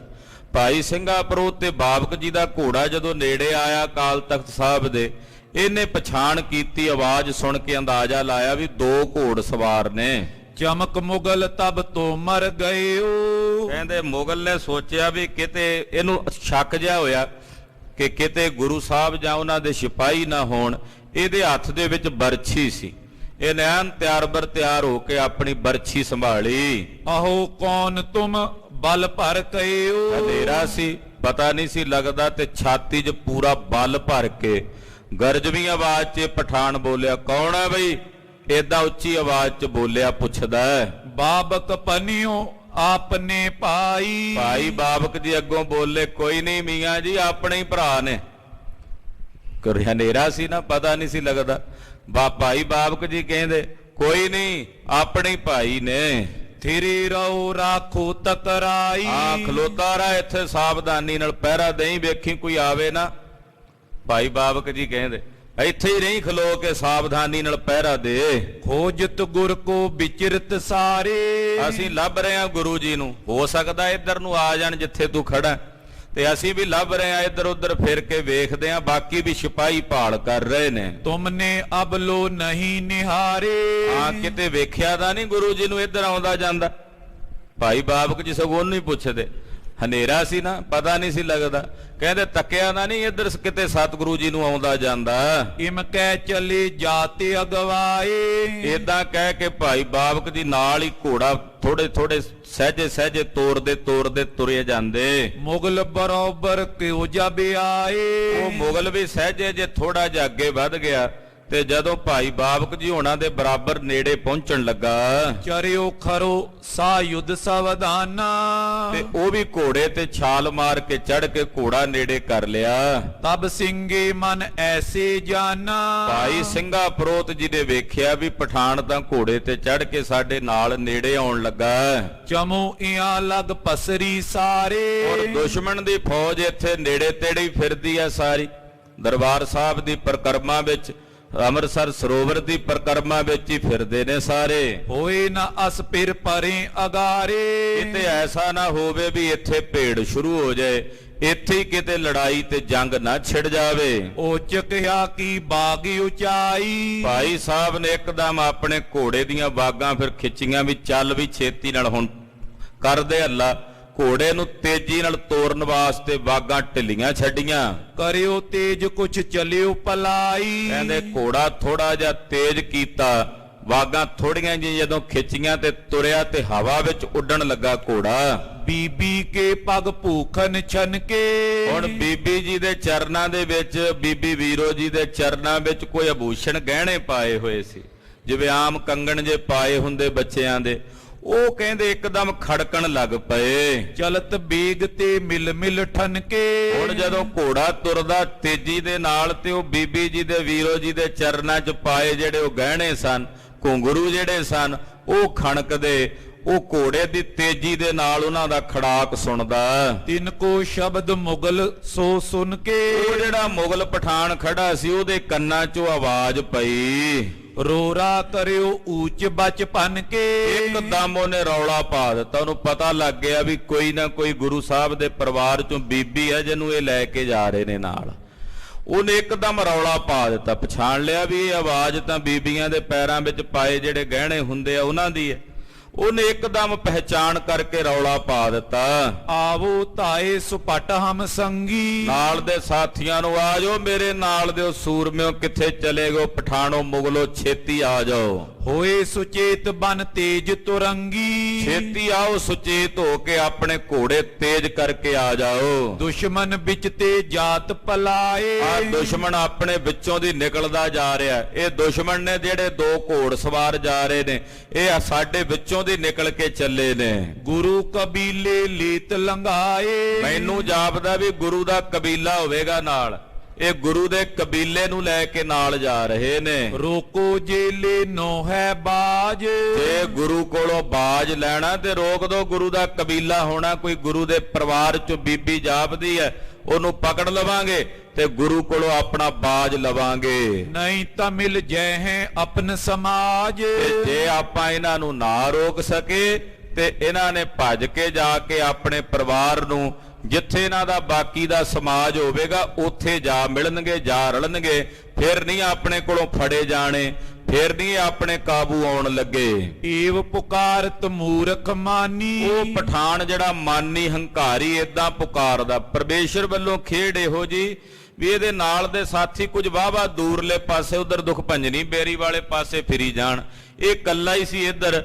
ਇਹਨੇ ਬਥੇਰੀਆਂ ਆਵਾਜ਼ਾਂ ਮਾਰੀਆਂ, ਪਰ ਹਾਲੇ ਕਿਸੇ ਨੇ ਇਹਦੀ ਆਵਾਜ਼ ਵੱਲ ਧਿਆਨ ਨਹੀਂ ਸੀ ਦਿੱਤਾ। ਯਾ ਕੋ ਪ੍ਰੇਰਿਤ ਭਾ ਅਗਵਾਨੀ। ਇਹਨੇ ਘੋੜਾ ਪ੍ਰੇਰਿਆ ਤੇ ਅੱਗੇ ਆਣ ਪਹੁੰਚਿਆ ਭਾਈ ਬਾਬਕ ਤੇ ਭਾਈ ਸਿੰਘੇ ਪ੍ਰੋਤ ਦੇ। ਜਾਨ ਨ ਦਿਓ ਦੁਬੇਲਾ ਤੋਈ। ਅੱਗੇ ਆ ਕੇ ਘੋੜਾ ਰੋਕ ਕੇ ਕਹਿੰਦਾ ਮੈਂ ਨਹੀਂ ਜਾਣ ਦਿੰਦਾ ਤੁਹਾਨੂੰ, ਤੂੰ ਦੁਬੇਲਾ ਹੈ। ਦੁਬੇਲਾ ਕਹਿੰਦੇ ਵੀ ਇੱਕ ਘੋੜੇ ਤੇ ਦੋ ਜਣੇ ਸਵਾਰ ਹੋਣ, ਕਹਿੰਦੇ ਤੂੰ ਦੋ ਜਣੇ ਹੋ, ਤੁਸੀਂ ਘੋੜੇ ਤੇ ਦੁਬੇਲੇ ਹੋ, ਮੈਂ ਨਹੀਂ ਤੁਹਾਨੂੰ ਇੱਥੋਂ ਲੰਘਣ ਦੇਣਾ, ਮੈਂ ਕੱਲਾ ਆ, ਘੋੜਾ ਮੇਰਾ ਤੇਜ਼ੀ ਨਾਲ ਦੌੜੇਗਾ। ਇੱਕ ਘੋੜੇ ਤੇ ਦੋ ਜਣੇ ਬੈਠੇ ਹੋਣ ਉਹਨਾਂ ਭਾਰ ਮੰਨੇਗਾ। ਕਹਿੰਦਾ ਦੁਬੇਲਿਆ ਮੈਂ ਨਹੀਂ ਤੈਨੂੰ ਜਾਣ ਦੇਣ ਲੱਗਾ। ਉਤਰ ਚੋਰ ਅਬ ਸੁੱਟਬੋ ਹੋਈ। ਆ ਛੇਤੀ ਆ ਜਾ, ਉੱਤਰ ਕੇ ਘੋੜੇ ਤੋਂ ਥੱਲੇ ਤੇ ਹਥਿਆਰ ਸੁੱਟ ਦੇ। ਤੀਕਨ ਤੋਂ ਮਰ ਹਾਥੇ ਉਬਾਰਾ। ਕਹਿੰਦੇ ਇਹਦੇ ਹੱਥ ਵਿੱਚ ਬੜੀ ਤਿੱਖੀ ਬਰਛੀ ਸੀ, ਉਹ ਬਰਛੀ ਮਾਰਨ ਵਾਸਤੇ ਨੇ ਉਭਾਰੀ ਹੈ। ਕਰਤ ਨੇਰ ਚਾਹਸ ਤਬ ਮਾਰਾ। ਤੇ ਨੇੜੇ ਹੋ ਕੇ ਜਦੋਂ ਬਰਛੀ ਮਾਰਨ ਲੱਗਾ, ਨਿਜ ਤੁਰੰਗ ਕੋ ਹੱਥ ਕਰ ਚਾਬਕ। ਆਪਣੇ ਘੋੜੇ ਨੂੰ ਭਾਈ ਬਾਬਕ ਨੇ ਚਾਬਕ ਮਾਰੀ। ਸਿੰਘੇ ਕਿਉ ਪਿਖਿਆ ਕਿਆ ਬਾਬਕ। ਭਾਈ ਸਿੰਘਾ ਪ੍ਰੋਤ ਜੀ, ਕਿਉਂਕਿ ਬੀਬੀ ਵੀਰੋ ਜੀ ਭਾਈ ਸਿੰਘੇ ਪ੍ਰੋਤ ਦੇ ਨਾਲ ਘੋੜੇ ਤੇ ਸਵਾਰ ਸਨ, ਭਾਈ ਬਾਬਕ ਜੀ ਇਕੱਲੇ ਸੀ, ਤੇ ਹੁਣ ਦੋ ਕੋ ਸਵਾਰ ਹੋਣ ਤੇ ਲੜਨਾ ਵੀ ਥੋੜਾ ਔਖਾ ਹੋਣਾ ਸੀ। ਭਾਈ ਸਿੰਘੇ ਪ੍ਰੋਤ ਨੇ ਭਾਈ ਬਾਬਕ ਨੂੰ ਆਵਾਜ਼ ਮਾਰੀ, ਆਵਤ ਦੁਸ਼ਟ ਚਲਿਓ ਮਮਯੋਰਾ। ਕਹਿਣ ਲੱਗੇ ਉਹ ਬਾਬਕ ਕੀ ਵੇਖਦਾ, ਭਾਈ ਬਾਬਕ ਕੀ ਤੱਕਦਾ, ਆ ਵੇਖ ਦੁਸ਼ਮਣ ਮੇਰੇ ਵੱਲ ਵਧਿਆ ਆਉਂਦਾ ਬਰਛੀ ਲੈ ਕੇ। ਮੇਰੋ ਆਏ ਦੁਬੇਲਾ ਘੋਰਾ। ਮੇਰਾ ਦੁਬੇਲਾ ਘੋੜਾ, ਦੋ ਜਣੇ ਅਸੀਂ ਇੱਕ ਘੋੜੇ ਤੇ ਸਵਾਰ ਹਾਂ। ਤੁਪਕ ਤਾਪ ਤੈਂ ਧਰ ਕਰ ਤੀਰ। ਬੰਦੂਕ ਤਿਆਰ ਆ ਤਾਂ ਲਾ ਸਿਸਤ, ਨਿਸ਼ਾਨਾ ਬੰਨ। ਆ ਜਿਹੜਾ ਆਉਂਦਾ ਮੱਠੇ ਪਠਾਨ ਮਲੇਛ ਮੇਰੇ ਵੱਲ ਬਰਛੀ ਦਾ ਵਾਰ ਕਰਦਾ ਹੋਇਆ, ਇਹਦਾ ਨਿਸ਼ਾਨਾ ਬੰਨ ਕੇ ਗੋਲੀ ਦਾਗ ਦੇ। ਹਤੋਰੇ ਦਾ ਦਿੜਵੈ ਕਰ ਵੀਰ। ਤੇ ਗੋਲੀ ਉਹ ਚਲਾਈ ਵੀ ਇਹਦੇ ਹਿੱਕ ਦੇ ਵਿੱਚ, ਜਿੱਥੇ ਦਾ ਦਿਲ ਧੜਕਦਾ ਨਾ ਉਹਨੂੰ ਚੀਰ ਕੇ ਨਿਕਲ ਜਾਏ, ਇਹਦੇ ਫੇਫੜਿਆਂ ਵਿੱਚੋਂ ਇਹਦਾ ਦਿਲ ਨਿਕਲ ਕੇ ਬਾਹਰ ਜਾ ਪਵੇ। ਇਸ ਕੋ ਮਾਰ ਨਿਵਾਰਨ ਕਰੀਏ। ਇਹਨੂੰ ਮਾਰ ਕੇ ਇੱਕ ਵਾਰੀ ਸੁੱਟ ਦੇ ਜ਼ਮੀਨ ਉੱਤੇ, ਬਸ ਇਹ ਹੀ ਹੈ ਜਿਹੜਾ ਰਸਤਾ ਰੋਕ ਰਿਹਾ ਹੈ। ਅਪਰ ਨ ਆਪਣੇ ਨਿਕਟ ਨਿਹਰੀਏ। ਬਾਕੀ ਹੋਰ ਤਾਂ ਕੋਈ ਨੇੜੇ ਆਪਾਂ ਨੂੰ ਨਜ਼ਰ ਨਹੀਂ ਆਉਂਦਾ, ਇਹ ਕੱਲਾ ਹੀ ਆ ਪਠਾਨ। ਤੇ ਮਾਰ ਕੇ ਗੋਲੀ ਇਹਦੀ ਛਾਤੀ ਦੇ ਵਿੱਚ ਇਹਦਾ ਦਿਲ ਕੱਢ ਕੇ ਰੱਖ ਦੇ। ਸੁਨ ਬਾਬਕ ਤਬ ਤਿਆਰ ਤੁਫੰਗ। ਭਾਈ ਬਾਬਕ ਦੀ ਬੰਦੂਕ ਪਹਿਲਾਂ ਹੀ ਤਿਆਰ ਸੀ, ਤੋੜਾ ਤਖਾਇਆ ਹੋਇਆ ਸੀ, ਕਲਾ ਮੋੜ ਕੇ ਜੋੜੀ ਹੋਈ ਸੀ। ਲਖਿਓ ਚਲਤ ਆ ਖਰ ਕੇ ਸੰਗ। ਕਹਿੰਦੇ ਐਨ ਹੁਣ ਨਜ਼ਰ ਪੂਰਾ ਜਿਹੜਾ ਹਨੇਰੇ ਵਿੱਚ ਨਾ ਪਠਾਨ ਦਿਸਦਾ ਨਹੀਂ ਸੀ ਪਿਆ, ਬਸ ਘੋੜੇ ਦਾ ਖੜਕਾ ਹੀ ਹੈ ਜਿਹਦੇ ਤੋਂ ਪਤਾ ਲੱਗਦਾ ਵੀ ਬੰਦਾ ਫਿਰਦਾ। ਹਨੇਰਾ ਇੰਨਾ ਜ਼ਿਆਦਾ ਸੀ, ਮਿੱਟੀ ਘੱਟਾ ਉੱਡਿਆ, ਧੂਆਂ ਇੰਨਾ ਉੱਡਿਆ ਹੋਇਆ ਸੀ ਤੇ ਨਜ਼ਰ ਨਹੀਂ ਸੀ ਆਉਂਦਾ, ਬਸ ਘੋੜੇ ਦੇ ਖੜਾਕ ਤੋਂ ਹੀ ਪਤਾ ਲੱਗਦਾ ਸੀ ਵੀ ਇੱਥੇ ਪਠਾਨ ਫਿਰਦਾ ਹੈ। ਘਨੇ ਤਿਮਰ ਤੇ ਦੀਖੇ ਥੋਰਾ। ਬਹੁਤ ਜ਼ਿਆਦਾ ਘੁੱਪ ਹਨੇਰਾ ਹੋਣ ਕਰਕੇ ਬਸ ਝਾਵਲਾ ਜਿਹਾ ਹੀ ਦਿਸਦਾ ਵੀ ਬੰਦਾ ਫਿਰਦਾ, ਪੂਰਾ ਸਾਫ਼ ਨਹੀਂ ਸੀ ਨਜ਼ਰ ਆਉਂਦਾ। ਤੋ ਸ਼ਬਦ ਕੀ ਔਰ ਸੁਜੋਰਾ। ਪਰ ਭਾਈ ਬਾਬਕ ਨੇ ਆਵਾਜ਼ ਤੋਂ ਅੰਦਾਜ਼ਾ ਲਾ ਲਿਆ ਵੀ ਇੱਥੇ ਆਹ ਜਗ੍ਹਾ ਤੇ ਬੰਦਾ ਹੋਵੇਗਾ। ਇਹ ਖਾਲਸਾ ਜੀ ਨਿਸ਼ਾਨਾ ਲਾਉਣ ਦੀ ਬਹੁਤ ਗੂੜੀ ਤਕਨੀਕ ਸੀ ਜਿਹੜੀ ਸਤਿਗੁਰਾਂ ਆਪਣੇ ਸਿੱਖਾਂ ਨੂੰ ਬਖਸ਼ਿਸ਼ ਕੀਤੀ ਵੀ ਨਜ਼ਰ ਨਾ ਆਉਂਦਾ ਹੋਵੇ, ਕੱਲੀ ਆਵਾਜ਼ ਸੁਣਨੀ ਤੇ ਆਵਾਜ਼ ਸੁਣ ਕੇ ਨਿਸ਼ਾਨਾ ਲਾ ਦੇਣਾ। ਇਹਨੂੰ ਸ਼ਬਦ ਬੇਦੀ ਨਿਸ਼ਾਨਾ ਬਾਣ ਵੀ ਕਹਿੰਦੇ ਸੀ, ਵੀ ਆਵਾਜ਼ ਸੁਣ ਕੇ ਜਿੱਥੋਂ ਆਵਾਜ਼ ਆਉਂਦੀ ਉੱਥੇ ਨਿਸ਼ਾਨਾ ਲਾ ਦੇਣਾ। ਤੋਂ ਭਾਈ ਬਾਬਕ ਜੀ ਸਾਧਕ ਸੀ, ਵੇਖੋ ਰਾਗੀ ਸਿੱਖ ਸੀ ਮਹਾਰਾਜ ਜੀ ਦੇ, ਤੇ ਬੰਦੂਕ ਚਲਾਉਣ ਵਿੱਚ ਆਵਾਜ਼ ਸੁਣ ਕੇ ਨਿਸ਼ਾਨਾ ਲਾਉਣ ਦੀ ਮਹਾਰਤ ਰੱਖਦੇ ਸੀ, ਇੰਨੇ ਸ਼ਸਤਰਧਾਰੀ ਯੋਧੇ ਸਨ। ਤੋਂ ਭਾਈ ਬਾਬਕ ਜੀ ਨੇ ਬੰਦੂਕ ਦਾ ਨਿਸ਼ਾਨਾ ਲਾਇਆ, ਆਵਾਜ਼ ਤੋਂ ਅੰਦਾਜ਼ਾ ਲਾਇਆ ਵੀ ਇੰਨੀ ਦੂਰੀ ਤੇ ਇੰਨੀ ਜਗ੍ਹਾ ਉੱਤੇ ਬੰਦਾ ਖੜਾ ਹੈ, ਘੋੜਾ ਇੰਨਾ ਕੁੱਚਾ ਹੋਵੇਗਾ, ਇੰਨੀ ਕੁੱਤੇ ਥਾਂ ਤੇ ਬੰਦਾ ਹੋਵੇਗਾ, ਉਹਦੀ ਛਾਤੀ ਵਾਲੀ ਜਗ੍ਹਾ ਕਿਹੜੀ ਹੋਵੇਗੀ, ਅੰਦਾਜ਼ੇ ਦੇ ਨਾਲ ਹੀ ਆਵਾਜ਼ ਦੇ ਨਾਲ ਹੀ ਨਿਸ਼ਾਨਾ ਲਾ ਲਿਆ। ਹਿਆ ਕੁਦਾਏ ਕਰ ਨਿਕਟ ਪਹੁੰਚਾ। ਭਾਈ ਬਾਬਕ ਜੀ ਨੇ ਘੋੜਾ ਥੋੜਾ ਜਿਹਾ ਨੇੜੇ ਲਿਆਂਦਾ ਵੀ ਰੇਂਜ ਥੱਲੇ ਲਿਆਉਣਾ ਸੀ, ਵੀ ਗੋਲੀ ਚਲਾਣੀ ਆ ਵੀ ਕਿਤੇ ਉਦਾਂ ਹੀ ਨਾ ਨਿਸ਼ਫਲ ਚੱਲੀ ਜੇ, ਰੇਂਜ ਥੱਲੇ ਵੀ ਤਾਂ ਆਵੇਗੀ, ਕਿਉਂਕਿ ਬੰਦੂਕਾਂ ਦੀ ਥੋੜੀ ਰੇਂਜ ਹੁੰਦੀ, ਕੋਈ 5 ਮੀਟਰ ਤਾਈਂ, 10 ਮੀਟਰ ਤਾਈਂ, 20 ਮੀਟਰ ਤਾਈਂ, ਕਿੱਥੇ ਕੁ ਦੂਰੋਂ ਗੋਲੀ ਚੱਲਣੀ ਹੈ। ਭਾਈ ਬਾਬਕ ਜੀ ਨੇ ਘੋੜਾ ਥੋੜਾ ਜਿਹਾ ਨੇੜੇ ਕੀਤਾ, ਆਪਣੀ ਬੰਦੂਕ ਦੀ ਮਾਰ ਦੇ ਥੱਲੇ ਲਿਆਂਦਾ, ਰੇਂਜ ਥੱਲੇ ਲਿਆਂਦਾ ਉਹਨੂੰ। ਖਰੋ ਰਹੋ ਅਬ ਰਹੇ ਨਾ ਸੂਚਾ। ਭਾਈ ਬਾਬਕ ਨੇ ਫਿਰ ਏਦਾਂ ਹੀ ਨਹੀਂ ਗੋਲੀ ਦਾਗ ਦਿੱਤੀ, ਉਹਨੂੰ ਵੰਗਾਰਿਆ ਵੀ, ਕਹਿੰਦਾ ਖਲੋਤਾ ਰਹੀ ਓ ਸ਼ੇਰਾ, ਆਉਣ ਲੱਗੀ ਆ ਬੰਦੂਕ ਦੀ ਗੋਲੀ, ਹੁਣ ਸੁੱਚਾ ਨਹੀਂ ਜਾਣ ਲੱਗਾ ਤੂੰ। ਸੁੱਚੇ ਦਾ ਮਤਲਬ ਇਹ ਗੋਲੀ ਲੱਗੇ ਬਿਨਾ ਤੂੰ ਹੁਣ ਏਦਾਂ ਨਹੀਂ ਜਾਣ ਲੱਗਾ, ਹੁਣ ਇਹ ਗੋਲੀ ਮਾਰੂਗੀ ਤੈਨੂੰ। ਸੁਨ ਸਨਮੁਖ ਨੇ ਜਾ ਕਰ ਆਇਓ। ਉਹ ਵੀ ਸੁਣ ਕੇ ਅੱਗੋਂ ਦਲੇਰ ਸੀ, ਯੋਧਾ ਸੀ, ਉਹਨੇ ਵੀ ਭੈ ਨਹੀਂ ਮੰਨਿਆ। ਉਹਨੇ ਇਹ ਨਹੀਂ ਸੋਚਿਆ ਵੀ ਇਹ ਦੋ ਜਣੇ ਆ, ਮੈਂ ਇਕੱਲਾ ਆ। ਆਖਰਕਾਰ ਦਲੇਰ ਸੀ, ਪਠਾਨ ਸੀ, ਲੜਨਾ ਭਿੜਨਾ ਉਹਦਾ ਕੰਮ ਸੀ। ਉਹਨੇ ਵੀ ਘੋੜਾ ਨੇੜੇ ਕੀਤਾ ਤੇ ਹੱਥ ਵਿੱਚ ਬਰਛੀ ਸੰਭਾਲੀ। ਨਿਕਟ ਹੋਏ ਕਰ ਚੈਤ ਚਲਾਇਓ। ਉਹ ਵੀ ਕੋਲ ਆ ਕੇ ਬਰਛੀ ਦਾ ਵਾਰ ਕਰਕੇ ਮਾਰਨਾ ਚਾਹੁੰਦਾ ਹੈ। ਤਬ ਬਾਬਕ ਨੇ ਡੰਬ ਪਲੀਤਾ। ਭਾਈ ਬਾਬਕ ਨੇ ਪਿੱਛੋਂ ਪਲੀਤਾ ਤੁਹਾ ਦਿੱਤਾ।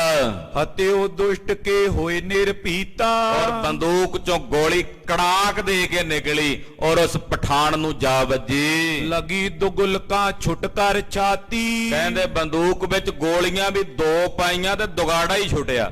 ਦੁਗਾੜਾ ਕਹਿੰਦੇ ਵੀ ਦੋ ਗੋਲੀਆਂ ਇਕੱਠੀਆਂ ਹੀ ਚੱਲੀਆਂ ਤੇ ਦੋਵੇਂ ਗੋਲੀਆਂ ਇਕੱਠੀਆਂ ਜਦੋਂ ਚੱਲੀਆਂ ਪਠਾਨ ਦੀ ਛਾਤੀ 'ਚ ਵੱਜੀਆਂ। ਛਾਤੀ ਤੋੜ ਕੇ, ਹੱਡੀਆਂ ਤੋੜ ਕੇ ਕਾਲਜਾ ਬਾਹਰ ਕੱਢ ਦਿੱਤਾ।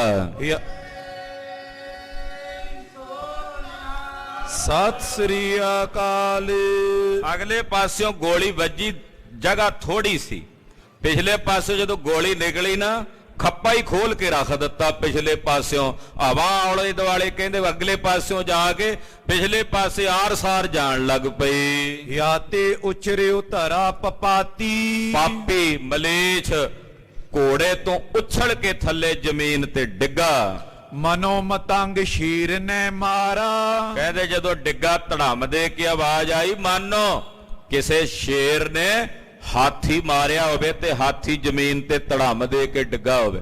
7 ਫੁੱਟਾ ਪਠਾਨ ਸੀ, ਬੜਾ ਭਾਰੀ ਵਜਨ, ਇੱਕ ਇੱਕ ਬੱਕਰਾ ਦੂੰਬਾ ਪੂਰਾ ਸਬੂਤਾ ਖਾ ਜਾਣ ਵਾਲਾ ਸੀ। ਜਦੋਂ ਡਿੱਗਾ ਨਾ ਜ਼ਮੀਨ ਤੇ ਘੋੜੇ ਤੋਂ, ਇੱਕਦਮ ਧੜਮ ਦੇ ਕੇ ਆਵਾਜ਼ ਆਈ, ਮਾਨੋ ਜਿਵੇਂ ਕਿਸੇ ਸ਼ੇਰ ਨੇ ਹਾਥੀ ਮਾਰ ਕੇ ਜ਼ਮੀਨ ਤੇ ਸੁੱਟ ਦਿੱਤਾ ਹੋਵੇ। ਕਿਦੋਂ ਗਾਜ ਤੇ ਗਿਰਿਓ ਮੁਨਾਰਾ। ਜਾਂ ਏਦਾਂ ਕਹਿ ਲੋ ਵੀ ਆਕਾਸ਼ ਚੋਂ ਬਿਜਲੀ ਪਈ ਹੋਵੇ ਕਿਸੇ ਮੁਨਾਰੇ ਤੇ, ਵੱਡੇ ਵੱਡੇ ਮੁਨਾਰੇ ਹੁੰਦੇ ਆ ਨਾ, ਤੇ ਬਿਜਲੀ ਪਈ ਹੋਵੇ ਤੇ ਮੁਨਾਰਾ ਉੱਤੋਂ ਟੁੱਟ ਕੇ ਥੱਲੇ ਜ਼ਮੀਨ ਤੇ ਡਿੱਗਾ ਹੋਵੇ। ਏਦਾਂ ਇਹ ਪਠਾਨ ਡਿੱਗਾ। ਕੈ ਸਮੂਲ ਬ੍ਰਿਛ ਬਾਯੂ ਡਾਰਾ। ਜਾਂ ਏਦਾਂ ਕਹਿ ਲੋ ਵੀ ਕੋਈ ਪੁਰਾਣਾ ਮੁੱਢ ਦਰਖਤ ਪੁਰਾਣਾ ਖੜਾ ਹੋਵੇ ਮੋਟਾ, ਤੇ ਥੱਲੋਂ ਜੜ੍ਹਾਂ ਤੋਂ ਪੋਲਾ ਹੋਵੇ, ਇੱਕਦਮ ਹਨੇਰੀ ਚੱਲੇ ਤੇ ਉਹਦੇ ਨਾਲ ਧੜਮ ਦੇ ਕੇ ਜਿਵੇਂ ਜ਼ਮੀਨ ਤੇ ਡਿੱਗਦਾ, ਇਹ ਪਠਾਨ ਡਿੱਗਾ। ਬਯੋ ਰੁਦਰ ਕਾਏ ਸੋ ਪਬਕਾਰਾ। ਔਰ ਇਹਦੇ ਸਰੀਰ 'ਚ ਜਿਹੜੀਆਂ ਗੋਲੀਆਂ ਵੱਜੀਆਂ ਦੋ ਇਕੱਠੀਆਂ, ਉਹ ਜਿਹੜਾ ਜ਼ਖਮ ਹੈ ਉਹਦੇ 'ਚ ਖੂਨ ਏਦਾਂ ਉਬਾਲੇ ਮਾਰਦਾ, ਭੱਕ ਭੱਕ ਕਰਕੇ ਬਾਹਰ ਨੂੰ ਨਿਕਲਦਾ ਜਿਵੇਂ ਕੋਈ ਫੁਹਾਰਾ ਚੱਲਦਾ ਹੋਵੇ। ਛੋਟੇ ਉਤਰੰਗ ਧਾਈ ਕਿਤ ਗਇਓ। ਘੋੜਾ ਇਹਦਾ ਛੁੱਟ ਕੇ ਕਿੱਧਰ ਦੀ ਕਿੱਧਰ ਦੌੜ ਗਿਆ, ਇਹ ਜ਼ਮੀਨ ਤੇ ਡਿੱਗਾ ਰਹਿ ਗਿਆ। ਹਾਏ ਹਾਏ ਬੋਲਤ ਮ੍ਰਿਤ ਪਇਓ। ਥੋੜਾ ਜਿਹਾ 1-2 ਮਿੰਟਾਂ ਲਈ ਹਾਏ ਹਾਏ ਵੀ ਕੀਤੀ ਇਹਨੇ ਆਪਣੇ ਮੂੰਹੋਂ, ਕੁਰਲਾਉਂਦਾ ਕੁਰਲਾਉਂਦਾ ਮੁੱਕ ਗਿਆ, ਮਰ ਗਿਆ। ਨਿਰਪੈ ਹੋਏ ਕਰ ਚਲੇ ਅਗਾਰੀ। ਭਾਈ ਬਾਬਕ ਤੇ ਭਾਈ ਸਿੰਘਾ ਪ੍ਰੋਤ ਜੀ ਹੁਣ ਨਿਰਪੈ ਹੋ ਕੇ ਘੋੜਿਆਂ ਨੂੰ ਪੋਈਏ ਪਾਇਆ ਤੇ ਚੱਲ ਪਏ। ਦੂਰ ਰਹੀ ਸੈਨਾ ਰਿਪ ਪਾਰੀ। ਦੁਸ਼ਮਣਾਂ ਦੀ ਬਾਕੀ ਸੈਨਾ ਪਿੱਛੇ ਦੂਰ ਰਹਿ ਗਈ, ਉਹ ਨੇੜੇ ਨਹੀਂ ਢੁੱਕ ਸਕੇ। ਸਤਿਗੁਰ ਕੋ ਇਤਹੀ ਦਿਸ਼ ਧਿਆਨ। ਉਧਰ ਮਹਾਰਾਜ ਜੀ ਦਾ ਧਿਆਨ ਬਿਲਕੁਲ ਇੱਧਰ ਸੀ, ਦਰਬਾਰ ਸਾਹਿਬ ਵਾਲੀ, ਕਿਉਂਕਿ ਕਿਹਾ ਸੀ ਵੀ ਗੋਲੀ ਚਲਾ ਦਿਓ, ਅਸੀਂ ਇਧਰੋਂ ਸਿਪਾਹੀ ਉਸੇ ਵੇਲੇ ਭੇਜ ਦੇਾਂਗੇ। ਗੋਲੀ ਦੀ ਆਵਾਜ਼ ਮਹਾਰਾਜ ਜੀ ਨੇ ਸੁਣ ਲਈ, ਕਿਉਂਕਿ ਸਤਿਗੁਰਾਂ ਦਾ ਧਿਆਨ ਇੱਧਰ ਹੀ ਸੀ। ਸੁਣੀ ਆਵਾਜ਼ ਤੁਪਕ ਕੀ ਕਾਨ। ਜਦੋਂ ਭਾਈ ਬਾਬਕ ਵੱਲੋਂ ਚਲਾਈ ਬੰਦੂਕ ਦੀ ਗੋਲੀ ਦੀ ਆਵਾਜ਼, ਬੰਦੂਕ ਦੀ ਆਵਾਜ਼ ਮਹਾਰਾਜ ਜੀ ਨੇ ਸੁਣੀ, 6ਵੇਂ ਗੁਰਦੇਵ ਨੇ ਨਿਜ ਸੁਪਟਨ ਸੋ ਗਿਰਾ ਉਚਾਰੀ। ਆਪਣੇ ਸੂਰਮਿਆਂ ਨੂੰ ਮਹਾਰਾਜ ਜੀ ਨੇ ਵੰਗਾਰ ਕੇ ਕਿਹਾ, ਲਿਓ ਸੁਧ ਤੂਰਨ ਹੋਇਆ ਗਾਰੀ। ਆਖਿਆ ਜਾਓ ਵੀ ਕੁਝ ਸਿਪਾਹੀ ਭੱਜ ਕੇ ਅੱਗੇ ਜਾ ਕੇ ਖਬਰ ਲਓ, ਵੇਖੋ ਕੀ ਹੋਇਆ। ਦੋਨੋਂ ਵੀਰ ਨਹੀਂ ਕਿਰ ਜਾਏ। ਕਿਤੇ ਭਾਈ ਬਾਬਕ ਤੇ ਸਿੰਘਾ ਪ੍ਰੋਤ ਦੁਸ਼ਮਣਾਂ 'ਚ ਘਿਰ ਨਾ ਜਾਣ, ਕਿਤੇ ਸਾਡੇ ਦੋਵੇਂ ਸੂਰਮੇ ਉੱਥੇ ਘੇਰੇ ਵਿੱਚ ਨਾ ਆ ਜਾਣ। ਤੁਰਕ ਫਿਰਤੇ ਤੁਤ ਸਮੁਦਾਏ। ਕਿ ਤੁਰਕਾਂ ਦਾ ਦਲ ਇੱਧਰ ਉੱਧਰ ਭੱਜਿਆ ਫਿਰਦਾ, ਨੱਠਿਆ ਫਿਰਦਾ। ਪੈਂਦੇ ਖਾਨ ਹੁਕਮ ਸੁਣ ਚਲਿਓ। ਮਹਾਰਾਜ ਜੀ ਦਾ ਹੁਕਮ ਸੁਣ ਕੇ ਪੈਂਦੇ ਖਾਂ ਅੱਗੇ ਵਧਿਆ। ਮਹਾਰਾਜ ਮੈਂ ਜਾਂਦਾ ਹਾਂ। ਪੈਂਦੇ ਖਾਂ ਅੱਗੇ ਵੱਧ ਕੇ ਆਇਆ। ਸੂਰਨ ਕੋ ਗਨ ਤੂਰਨ ਮਿਲਿਓ। ਔਰ ਆ ਕੇ ਅੱਗੇ ਸੂਰਮਿਆਂ ਨੂੰ ਮਿਲਿਆ। ਤੁਪਕ ਤਿਆਰ ਕਰ ਬੇਸਮਹਾਈ। ਸਾਰੇ ਯੋਧਿਆਂ ਨੂੰ ਨਾਲ ਲੈ ਕੇ ਪੈਂਦੇ ਖਾਂ ਅੱਗੇ ਵਧਿਆ। ਬੰਦੂਕਾਂ ਸਭ ਦੇ ਹੱਥਾਂ 'ਚ ਤਿਆਰ ਨੇ, ਦੋ ਗੋਲੀਆਂ ਪਾ ਕੇ ਬੰਦੂਕਾਂ ਤਿਆਰ ਕੀਤੀਆਂ ਹੋਈਆਂ ਤੁੰਦ ਤੁਰੰਗਨ ਚਲੇ ਤਵਾਈ ਔਰ ਘੋੜਿਆਂ ਨੂੰ ਤੇਜ਼ੀ ਨਾਲ ਧਵਾ ਕੇ ਅੱਗੇ ਵਧੇ ਨੇ ਦੜਾ ਕੇ ਜੈ ਲਗ ਦੋਨੋਂ ਮਿਲੇ ਨਾ ਵੀਰ ਇੱਥੇ ਤੱਕ ਅੱਗੇ ਤੱਕ ਆਉਂਦਿਆਂ ਦੋਵੇਂ ਯੋਧੇ ਭਾਈ ਬਾਬਕ ਜੀ ਹੋਣੀ ਨਹੀਂ ਮਿਲੇ ਜੈ ਲਗ ਜਾਏ ਚੀਰ ਅਰ ਪੀਰ ਕਹਿੰਦੇ ਉੱਥੇ ਤੱਕ ਦੁਸ਼ਮਣਾਂ ਦੀ ਭੀੜ ਨੂੰ ਚੀਰਦਿਆਂ ਆਪਾਂ ਨਿਕਲ ਜਾਣਾ ਜੇ ਉਹ ਘਿਰ ਵੀ ਗਏ ਹੋਏ ਪੈਂਦੇ ਖਾਂ ਨੇ ਕਿਹਾ ਜਿੱਥੇ ਤੱਕ ਸਾਨੂੰ ਸਾਡੇ ਦੋ ਭਰਾ ਨਹੀਂ ਮਿਲਦੇ ਉੱਥੇ ਤੱਕ ਆਪਾਂ ਦੁਸ਼ਮਣਾਂ ਨੂੰ ਚੀਰਦਿਆਂ ਨਿਕਲ ਜਾਣਾ ਇਮ ਗੁਰ ਕੋ ਦਲ ਜਬ ਉਮੜਾਇਓ ਇਦਾਂ ਸਤਿਗੁਰਾਂ ਦੀਆਂ ਫੌਜਾਂ ਜਦੋਂ ਉਮੜ ਕੇ ਰਾਮਸਰ ਸਾਹਿਬ ਤੋਂ ਇੱਧਰ ਨੂੰ ਆਈਆਂ ਤਬ ਲਗ ਸਿੰਘਾ ਬਾਬਕ ਆਇਓ ਹਾਲੇ ਉਹ ਥੋੜਾ ਜਿਹਾ ਅੱਗੇ ਆਏ ਹੀ ਸਨ ਕਿ ਇੰਨੇ ਨੂੰ ਭਾਈ ਬਾਬਕ ਤੇ ਭਾਈ ਸਿੰਘਾ ਪ੍ਰੋਤ ਜੀ ਸਤਿ ਸ੍ਰੀ ਅਕਾਲ ਕਰਦਿਆਂ ਵਾਪਸ ਆ ਗਏ ਸਰਬ ਹਕੀਕਤ ਭਈ ਸੁਨਾਈ ਆ ਕੇ ਸਤਿਗੁਰਾਂ ਨੂੰ ਸਾਰੀ ਹਕੀਕਤ ਸੁਣਾਈ ਮਹਾਰਾਜ ਜੀ ਨੂੰ ਆ ਕੇ ਦੱਸਿਆ ਸਾਧ ਸਾਧ ਸੁਨ ਗੁਰੂ ਅਲਾਈ ਸੁਣ ਕੇ ਪਾਤਸ਼ਾਹ ਕਹਿੰਦੇ ਸ਼ਾਬਾਸ਼ ਭਾਈ ਬਾਬਕ ਸ਼ਾਬਾਸ਼ ਹੈ ਭਾਈ ਸਿੰਘਾ ਪ੍ਰੋਤ ਜੀ ਸ਼ਾਬਾਸ਼ ਹੈ ਤੁਹਾਡੀ ਦਲੇਰੀ ਦੇ ਬੜੇ ਯੋਧਿਆਂ ਵਾਲਾ ਕੰਮ ਕਰਕੇ ਆਏ ਜੇ ਭਏ ਨਿਹਾਲ ਆਨੰਦ ਸਮੁਦਾਈ ਨਿਹਾਲ ਹੋ ਗਏ ਹੋ ਤੁਹਾਨੂੰ ਸਰਬ ਪ੍ਰਕਾਰ ਦੇ ਆਨੰਦ ਲੋਕ ਪਰਲੋਕ ਦੇ ਸੁਖ ਪ੍ਰਾਪਤ ਹੋਵਣ ਹਲਤ ਪਲਤ ਮੈਂ ਰਹੇ ਸਹਾਈ ਇਸ ਲੋਕ ਵਿੱਚ ਵੀ ਤੁਹਾਡੇ ਸਹਾਈ ਰਵਾਂਗੇ ਤੇ ਪਰਲੋਕ ਵਿੱਚ ਵੀ ਤੁਹਾਡੇ ਸਹਾਈ ਰਹਾਂਗੇ ਤਬ ਲੋ ਪੈਰ ਰਾਤ ਰਹਿ ਗਈ ਖਾਲਸਾ ਜੀ ਇੰਨੇ ਨੂੰ ਪੈਰ ਕ ਰਾਤ ਦਾ ਸਮਾਂ ਉਹ ਬਾਕੀ ਰਹਿ ਗਿਆ ਅੰਮ੍ਰਿਤ ਵੇਲਾ ਹੀ ਸੀ ਪੈਰ ਕ ਰਾਤ ਦਾ ਵੇਲਾ ਰਹਿ ਗਿਆ ਮਚੇ ਜੰਗ ਗੁਰ ਉਰ ਲਖ ਲਈ ਸਤਿਗੁਰੂ ਜੀ ਨੇ ਜਾਣ ਲਿਆ ਵੀ ਦਿਨ ਚੜ੍ਹਦਿਆਂ ਪੂਰਾ ਭਿਆਨਕ ਘਮਾਸਾਨ ਜੰਗ ਮਚਣਾ ਇਹ ਸਤਿਗੁਰੂ ਜਾਣਦੇ ਸਨ ਜਾਂ ਤੇ ਸਭ ਪਰਿਵਾਰ ਸਿਧਾਰੇ ਸੋਚਿਆ ਕਿ ਰਾਮਸਰ ਸਾਹਿਬ ਤੋਂ ਵੀ ਪਰਿਵਾਰ ਇੱਥੋਂ ਅੱਗੇ ਭੇਜ ਦੇਣਾ ਚਾਹੀਦਾ ਤੇ ਪਰਿਵਾਰ ਇੱਥੋਂ ਅੱਗੇ ਨੂੰ ਗੁਜ਼ਰ ਜਾਏ ਲੰਘ ਜਾਏ ਤਾਂ ਜੋ ਬੇਫਿਕਰੇ ਹੋ ਕੇ ਜੰਗ ਲੜ ਸਕੀਏ ਰਹਿ ਨਰ ਨਿਕਟ ਜੇ ਸ਼ਸਤਰਨ ਧਾਰੇ ਔਰ ਜਿਹੜੇ ਸਾਡੇ ਸ਼ਸਤਰ ਧਾਰੀ ਯੋਧੇ ਨੇ ਥੋੜੇ ਜੇ ਸੂਰਮੇ ਇਹਨਾਂ ਦੇ ਨਾਲ ਰੱਖੀਏ ਇਮ ਵਿਚਾਰ ਗੁਰ ਬਾਕੀ ਉਚਾਰਾ ਇਹ ਵਿਚਾਰ ਕੇ ਸਤਿਗੁਰੂ ਛੇਵੇਂ ਪਾਤਸ਼ਾਹ ਜੀ ਮਹਾਰਾਜ ਧੰਨ ਗੁਰੂ ਹਰਗੋਬਿੰਦ ਸਾਹਿਬ ਮੀਰੀ ਪੀਰੀ ਦੇ ਮਾਲਕ ਗੁਰਦੇਵ ਬੋਲੇ ਗੋਇੰਦਵਾਲ ਚਲਨ ਨਿਰਤਾਰਾ ਪਰਿਵਾਰ ਨੂੰ ਕਿਹਾ ਕਿ ਤੁਸੀਂ ਸ੍ਰੀ ਗੋਇੰਦਵਾਲ ਸਾਹਿਬ ਵੱਲ ਮੁਖ ਕਰੋ ਤੇ ਗੋਇੰਦਵਾਲ ਸਾਹਿਬ ਨੂੰ ਚਾਲਾ ਮਾਰੋ ਹੋਤ ਪ੍ਰਾਤ ਲਗ ਚਲੋ ਚਬਾਲ ਤੇ ਦਿਨ ਚੜ੍ਹਦਿਆਂ ਤੱਕ ਤੁਸੀਂ ਚਬਾਲ ਪਹੁੰਚੋ ਪਹਿਲਾਂ ਉੱਥੋਂ ਫਿਰ ਗੋਇੰਦਵਾਲ ਸਾਹਿਬ ਨੂੰ ਜਾਵਾਂਗੇ ਪਰ ਪਹਿਲਾਂ ਤੁਸੀਂ ਹਾਲੇ ਪਹਿਰ ਰਾਤ ਬਾਕੀ ਰਹਿੰਦੀ ਹੈ ਦਿਨ ਚੜ੍ਹਦਿਆਂ ਤਾਂ ਹੀ ਤੁਸੀਂ ਹੱਲੇ ਨਾਲ ਤੇਜ਼ੀ ਨਾਲ ਚਬਾਲ ਨਗਰ ਚ ਪਹੁੰਚ ਜਾਓ ਸਪਤ ਕੋਸ ਪਰ ਗ੍ਰਾਮ ਵਿਸਾਲ ਤਕਰੀਬਨ ਇੱਥੋਂ 7 ਕੋਹ ਦੀ ਵਾਟ ਤੇ ਚਬਾਲ ਪਿੰਡ ਹੈ ਚਬਾਲ ਨਗਰ ਹੈ ਲਾਵਾਂ ਫੇਰਨ ਕੋ ਦਿਨ ਆਜੂ ਕਿਉਂਕਿ ਅੱਜ ਜਿਹੜਾ ਦਿਨ ਹੈ ਅੱਜ ਬੀਬੀ ਵੀਰੋ ਦੇ ਵਿਆਹ ਦੀ ਤਿਥ ਰੱਖੀ ਹੈ ਉਹ ਵੀ ਅੱਜ ਹੀ ਹੋਵੇਗਾ ਮਹਾਰਾਜ ਜੀ ਕਹਿੰਦੇ ਜੰਗ ਵੀ ਅੱਜ ਹੀ ਹੋਵੇਗਾ ਸਿੱਖ ਹੈਰਾਨ ਸਨ ਵੀ ਜੰਗ ਦਾ ਕੀ ਪਤਾ ਕਿੰਨਾ ਚਿਰ ਚੱਲੇ ਪਰ ਪਾਤਸ਼ਾਹ ਕਹਿੰਦੇ ਯੁੱਧ ਵੀ ਅੱਜ ਹੀ ਹੋਵੇਗਾ ਤੇ ਸ਼ਾਦੀ ਵੀ ਅੱਜ ਹੀ ਹੋਵੇਗੀ ਕਿਉਂਕਿ ਇੱਕ ਸੂਰਮੇ ਵਾਸਤੇ ਰਣ ਭੂਮੀ 'ਚ ਲੜਨਾ ਵੀ ਸ਼ਾਦੀ ਦਾ ਹੀ ਕੰਮ ਹੁੰਦਾ ਆਖੋ ਸਤਿਨਾਮ ਸ੍ਰੀ ਵਾਹਿਗੁਰੂ ਇੱਕ ਸੂਰਮੇ ਲਈ ਇਹ ਦੋਵੇਂ ਸ਼ਾਦੀਆਂ ਨੇ ਜੇ ਉਹ ਵਿਆਹ ਦਾ ਸਮਾਗਮ ਹੈ ਸ਼ਾਦੀ ਦਾ ਉਹ ਵੀ ਸ਼ਾਦੀ ਹੈ ਖੁਸ਼ੀ ਹੈ ਤੇ ਜਿਹੜਾ ਅੰਮ੍ਰਿਤਸਰ ਸਾਹਿਬ 'ਚ ਸੂਰਮਿਆਂ ਨੇ ਬਹਾਦਰੀ ਨਾਲ ਲੜ ਕੇ ਸ਼ਹੀਦੀਆਂ ਪਾਉਣੀਆਂ ਇਹ ਵੀ ਸ਼ਾਦੀ ਹੈ ਇਹ ਦੋਵੇਂ ਸ਼ਾਦੀਆਂ ਅੱਜ ਹੀ ਹੋਣਗੀਆਂ ਬੀਬੀ ਵੀਰੋ ਦੇ ਵਿਆਹ ਦੀਆਂ ਲਾਵਾਂ ਜਿਹੜੀਆਂ ਨੇ ਉਹ ਚਬਾਲ ਨਗਰ ਵਿੱਚ ਅੱਜ ਹੀ ਹੋਣਗੀਆਂ ਉਤਰ ਕਰੋ ਸਭ ਵਿਆਹ ਸਮਾਜੋ ਤੇ ਹੁਕਮ ਕੀਤਾ ਦਮੋਦਰੀ ਜੀ ਹੋਣਾ ਨੂੰ ਜ਼ਿੰਮੇਵਾਰ ਕੁਝ ਸਿੱਖ ਨਾਲ ਭੇਜੇ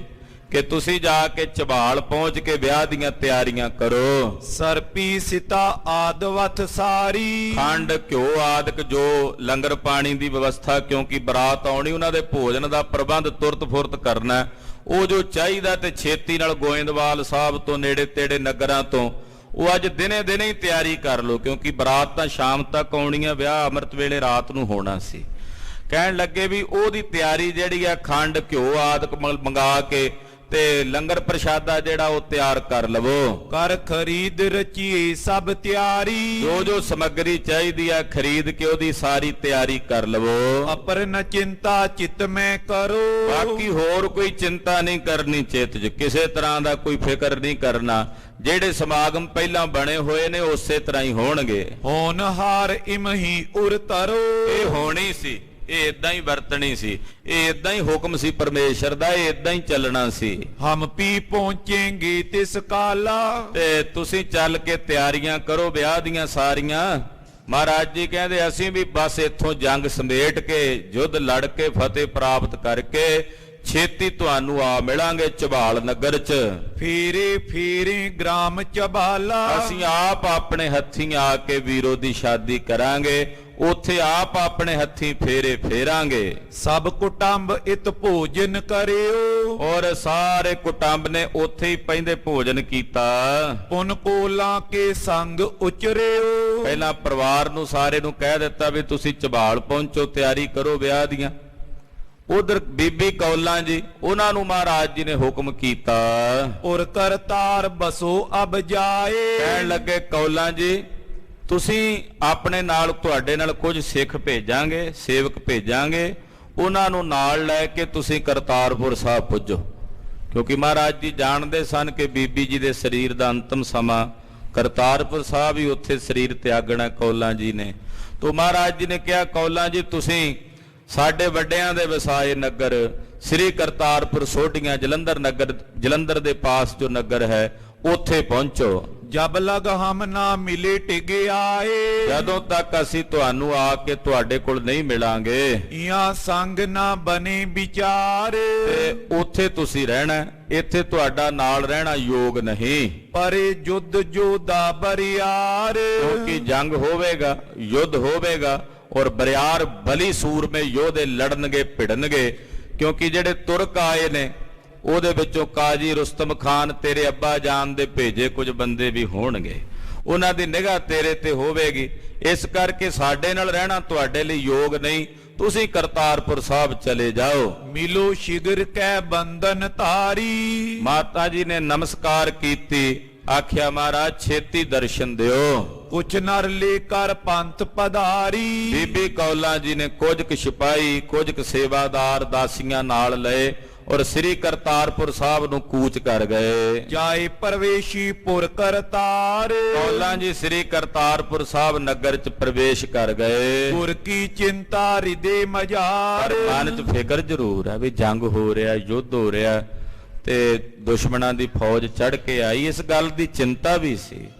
ਬਹੁਤ ਜ਼ਿਆਦਾ ਭਾਰੀ ਫਿਕਰ ਵੀ ਸੀ ਕੌਲਾਂ ਜੀ ਦੇ ਹਿਰਦੇ 'ਚ, ਗੁਰੂ ਸਾਹਿਬ ਜੀ ਦੇ ਬਾਬਤ ਬਹੁਤ ਜ਼ਿਆਦਾ ਫਿਕਰ ਹੈ। ਇਤ ਦਮੋਦਰੀ ਆਦ ਕੁਟੰਬ, ਇੱਧਰ ਮਾਤਾ ਦਮੋਦਰੀ ਜੀ, ਮਾਤਾ ਮਰਵਾਈ ਜੀ, ਮਾਤਾ ਨਾਨਕੀ ਜੀ, ਬਾਬਾ ਗੁਰਦਿੱਤਾ ਸਾਹਿਬ ਜੀ, ਬਾਬਾ ਸੂਰਜਮਲ ਜੀ, ਬਾਬਾ ਅਣੀ ਰਾਏ ਜੀ, ਬਾਬਾ ਟੱਲ ਰਾਏ ਜੀ, ਧੰਨ ਗੁਰੂ ਤੇਗ ਬਹਾਦਰ ਸਾਹਿਬ ਜੀ, ਬੀਬੀ ਵੀਰੋ ਜੀ, ਇਹਨਾਂ ਸਾਰੇ ਬੱਚਿਆਂ ਨੂੰ ਪਰਿਵਾਰ ਨੂੰ ਨਾਲ ਲੈ ਕੇ ਪਰੇ ਪੰਥ ਚੱਲ ਤਿਆਗ ਬਿਲੰਦ, ਰਾਮਸਰ ਸਾਹਿਬ ਤੋਂ ਝਬਾਲ ਨੂੰ ਚਾਲਾ ਮਾਰ ਦਿੱਤਾ।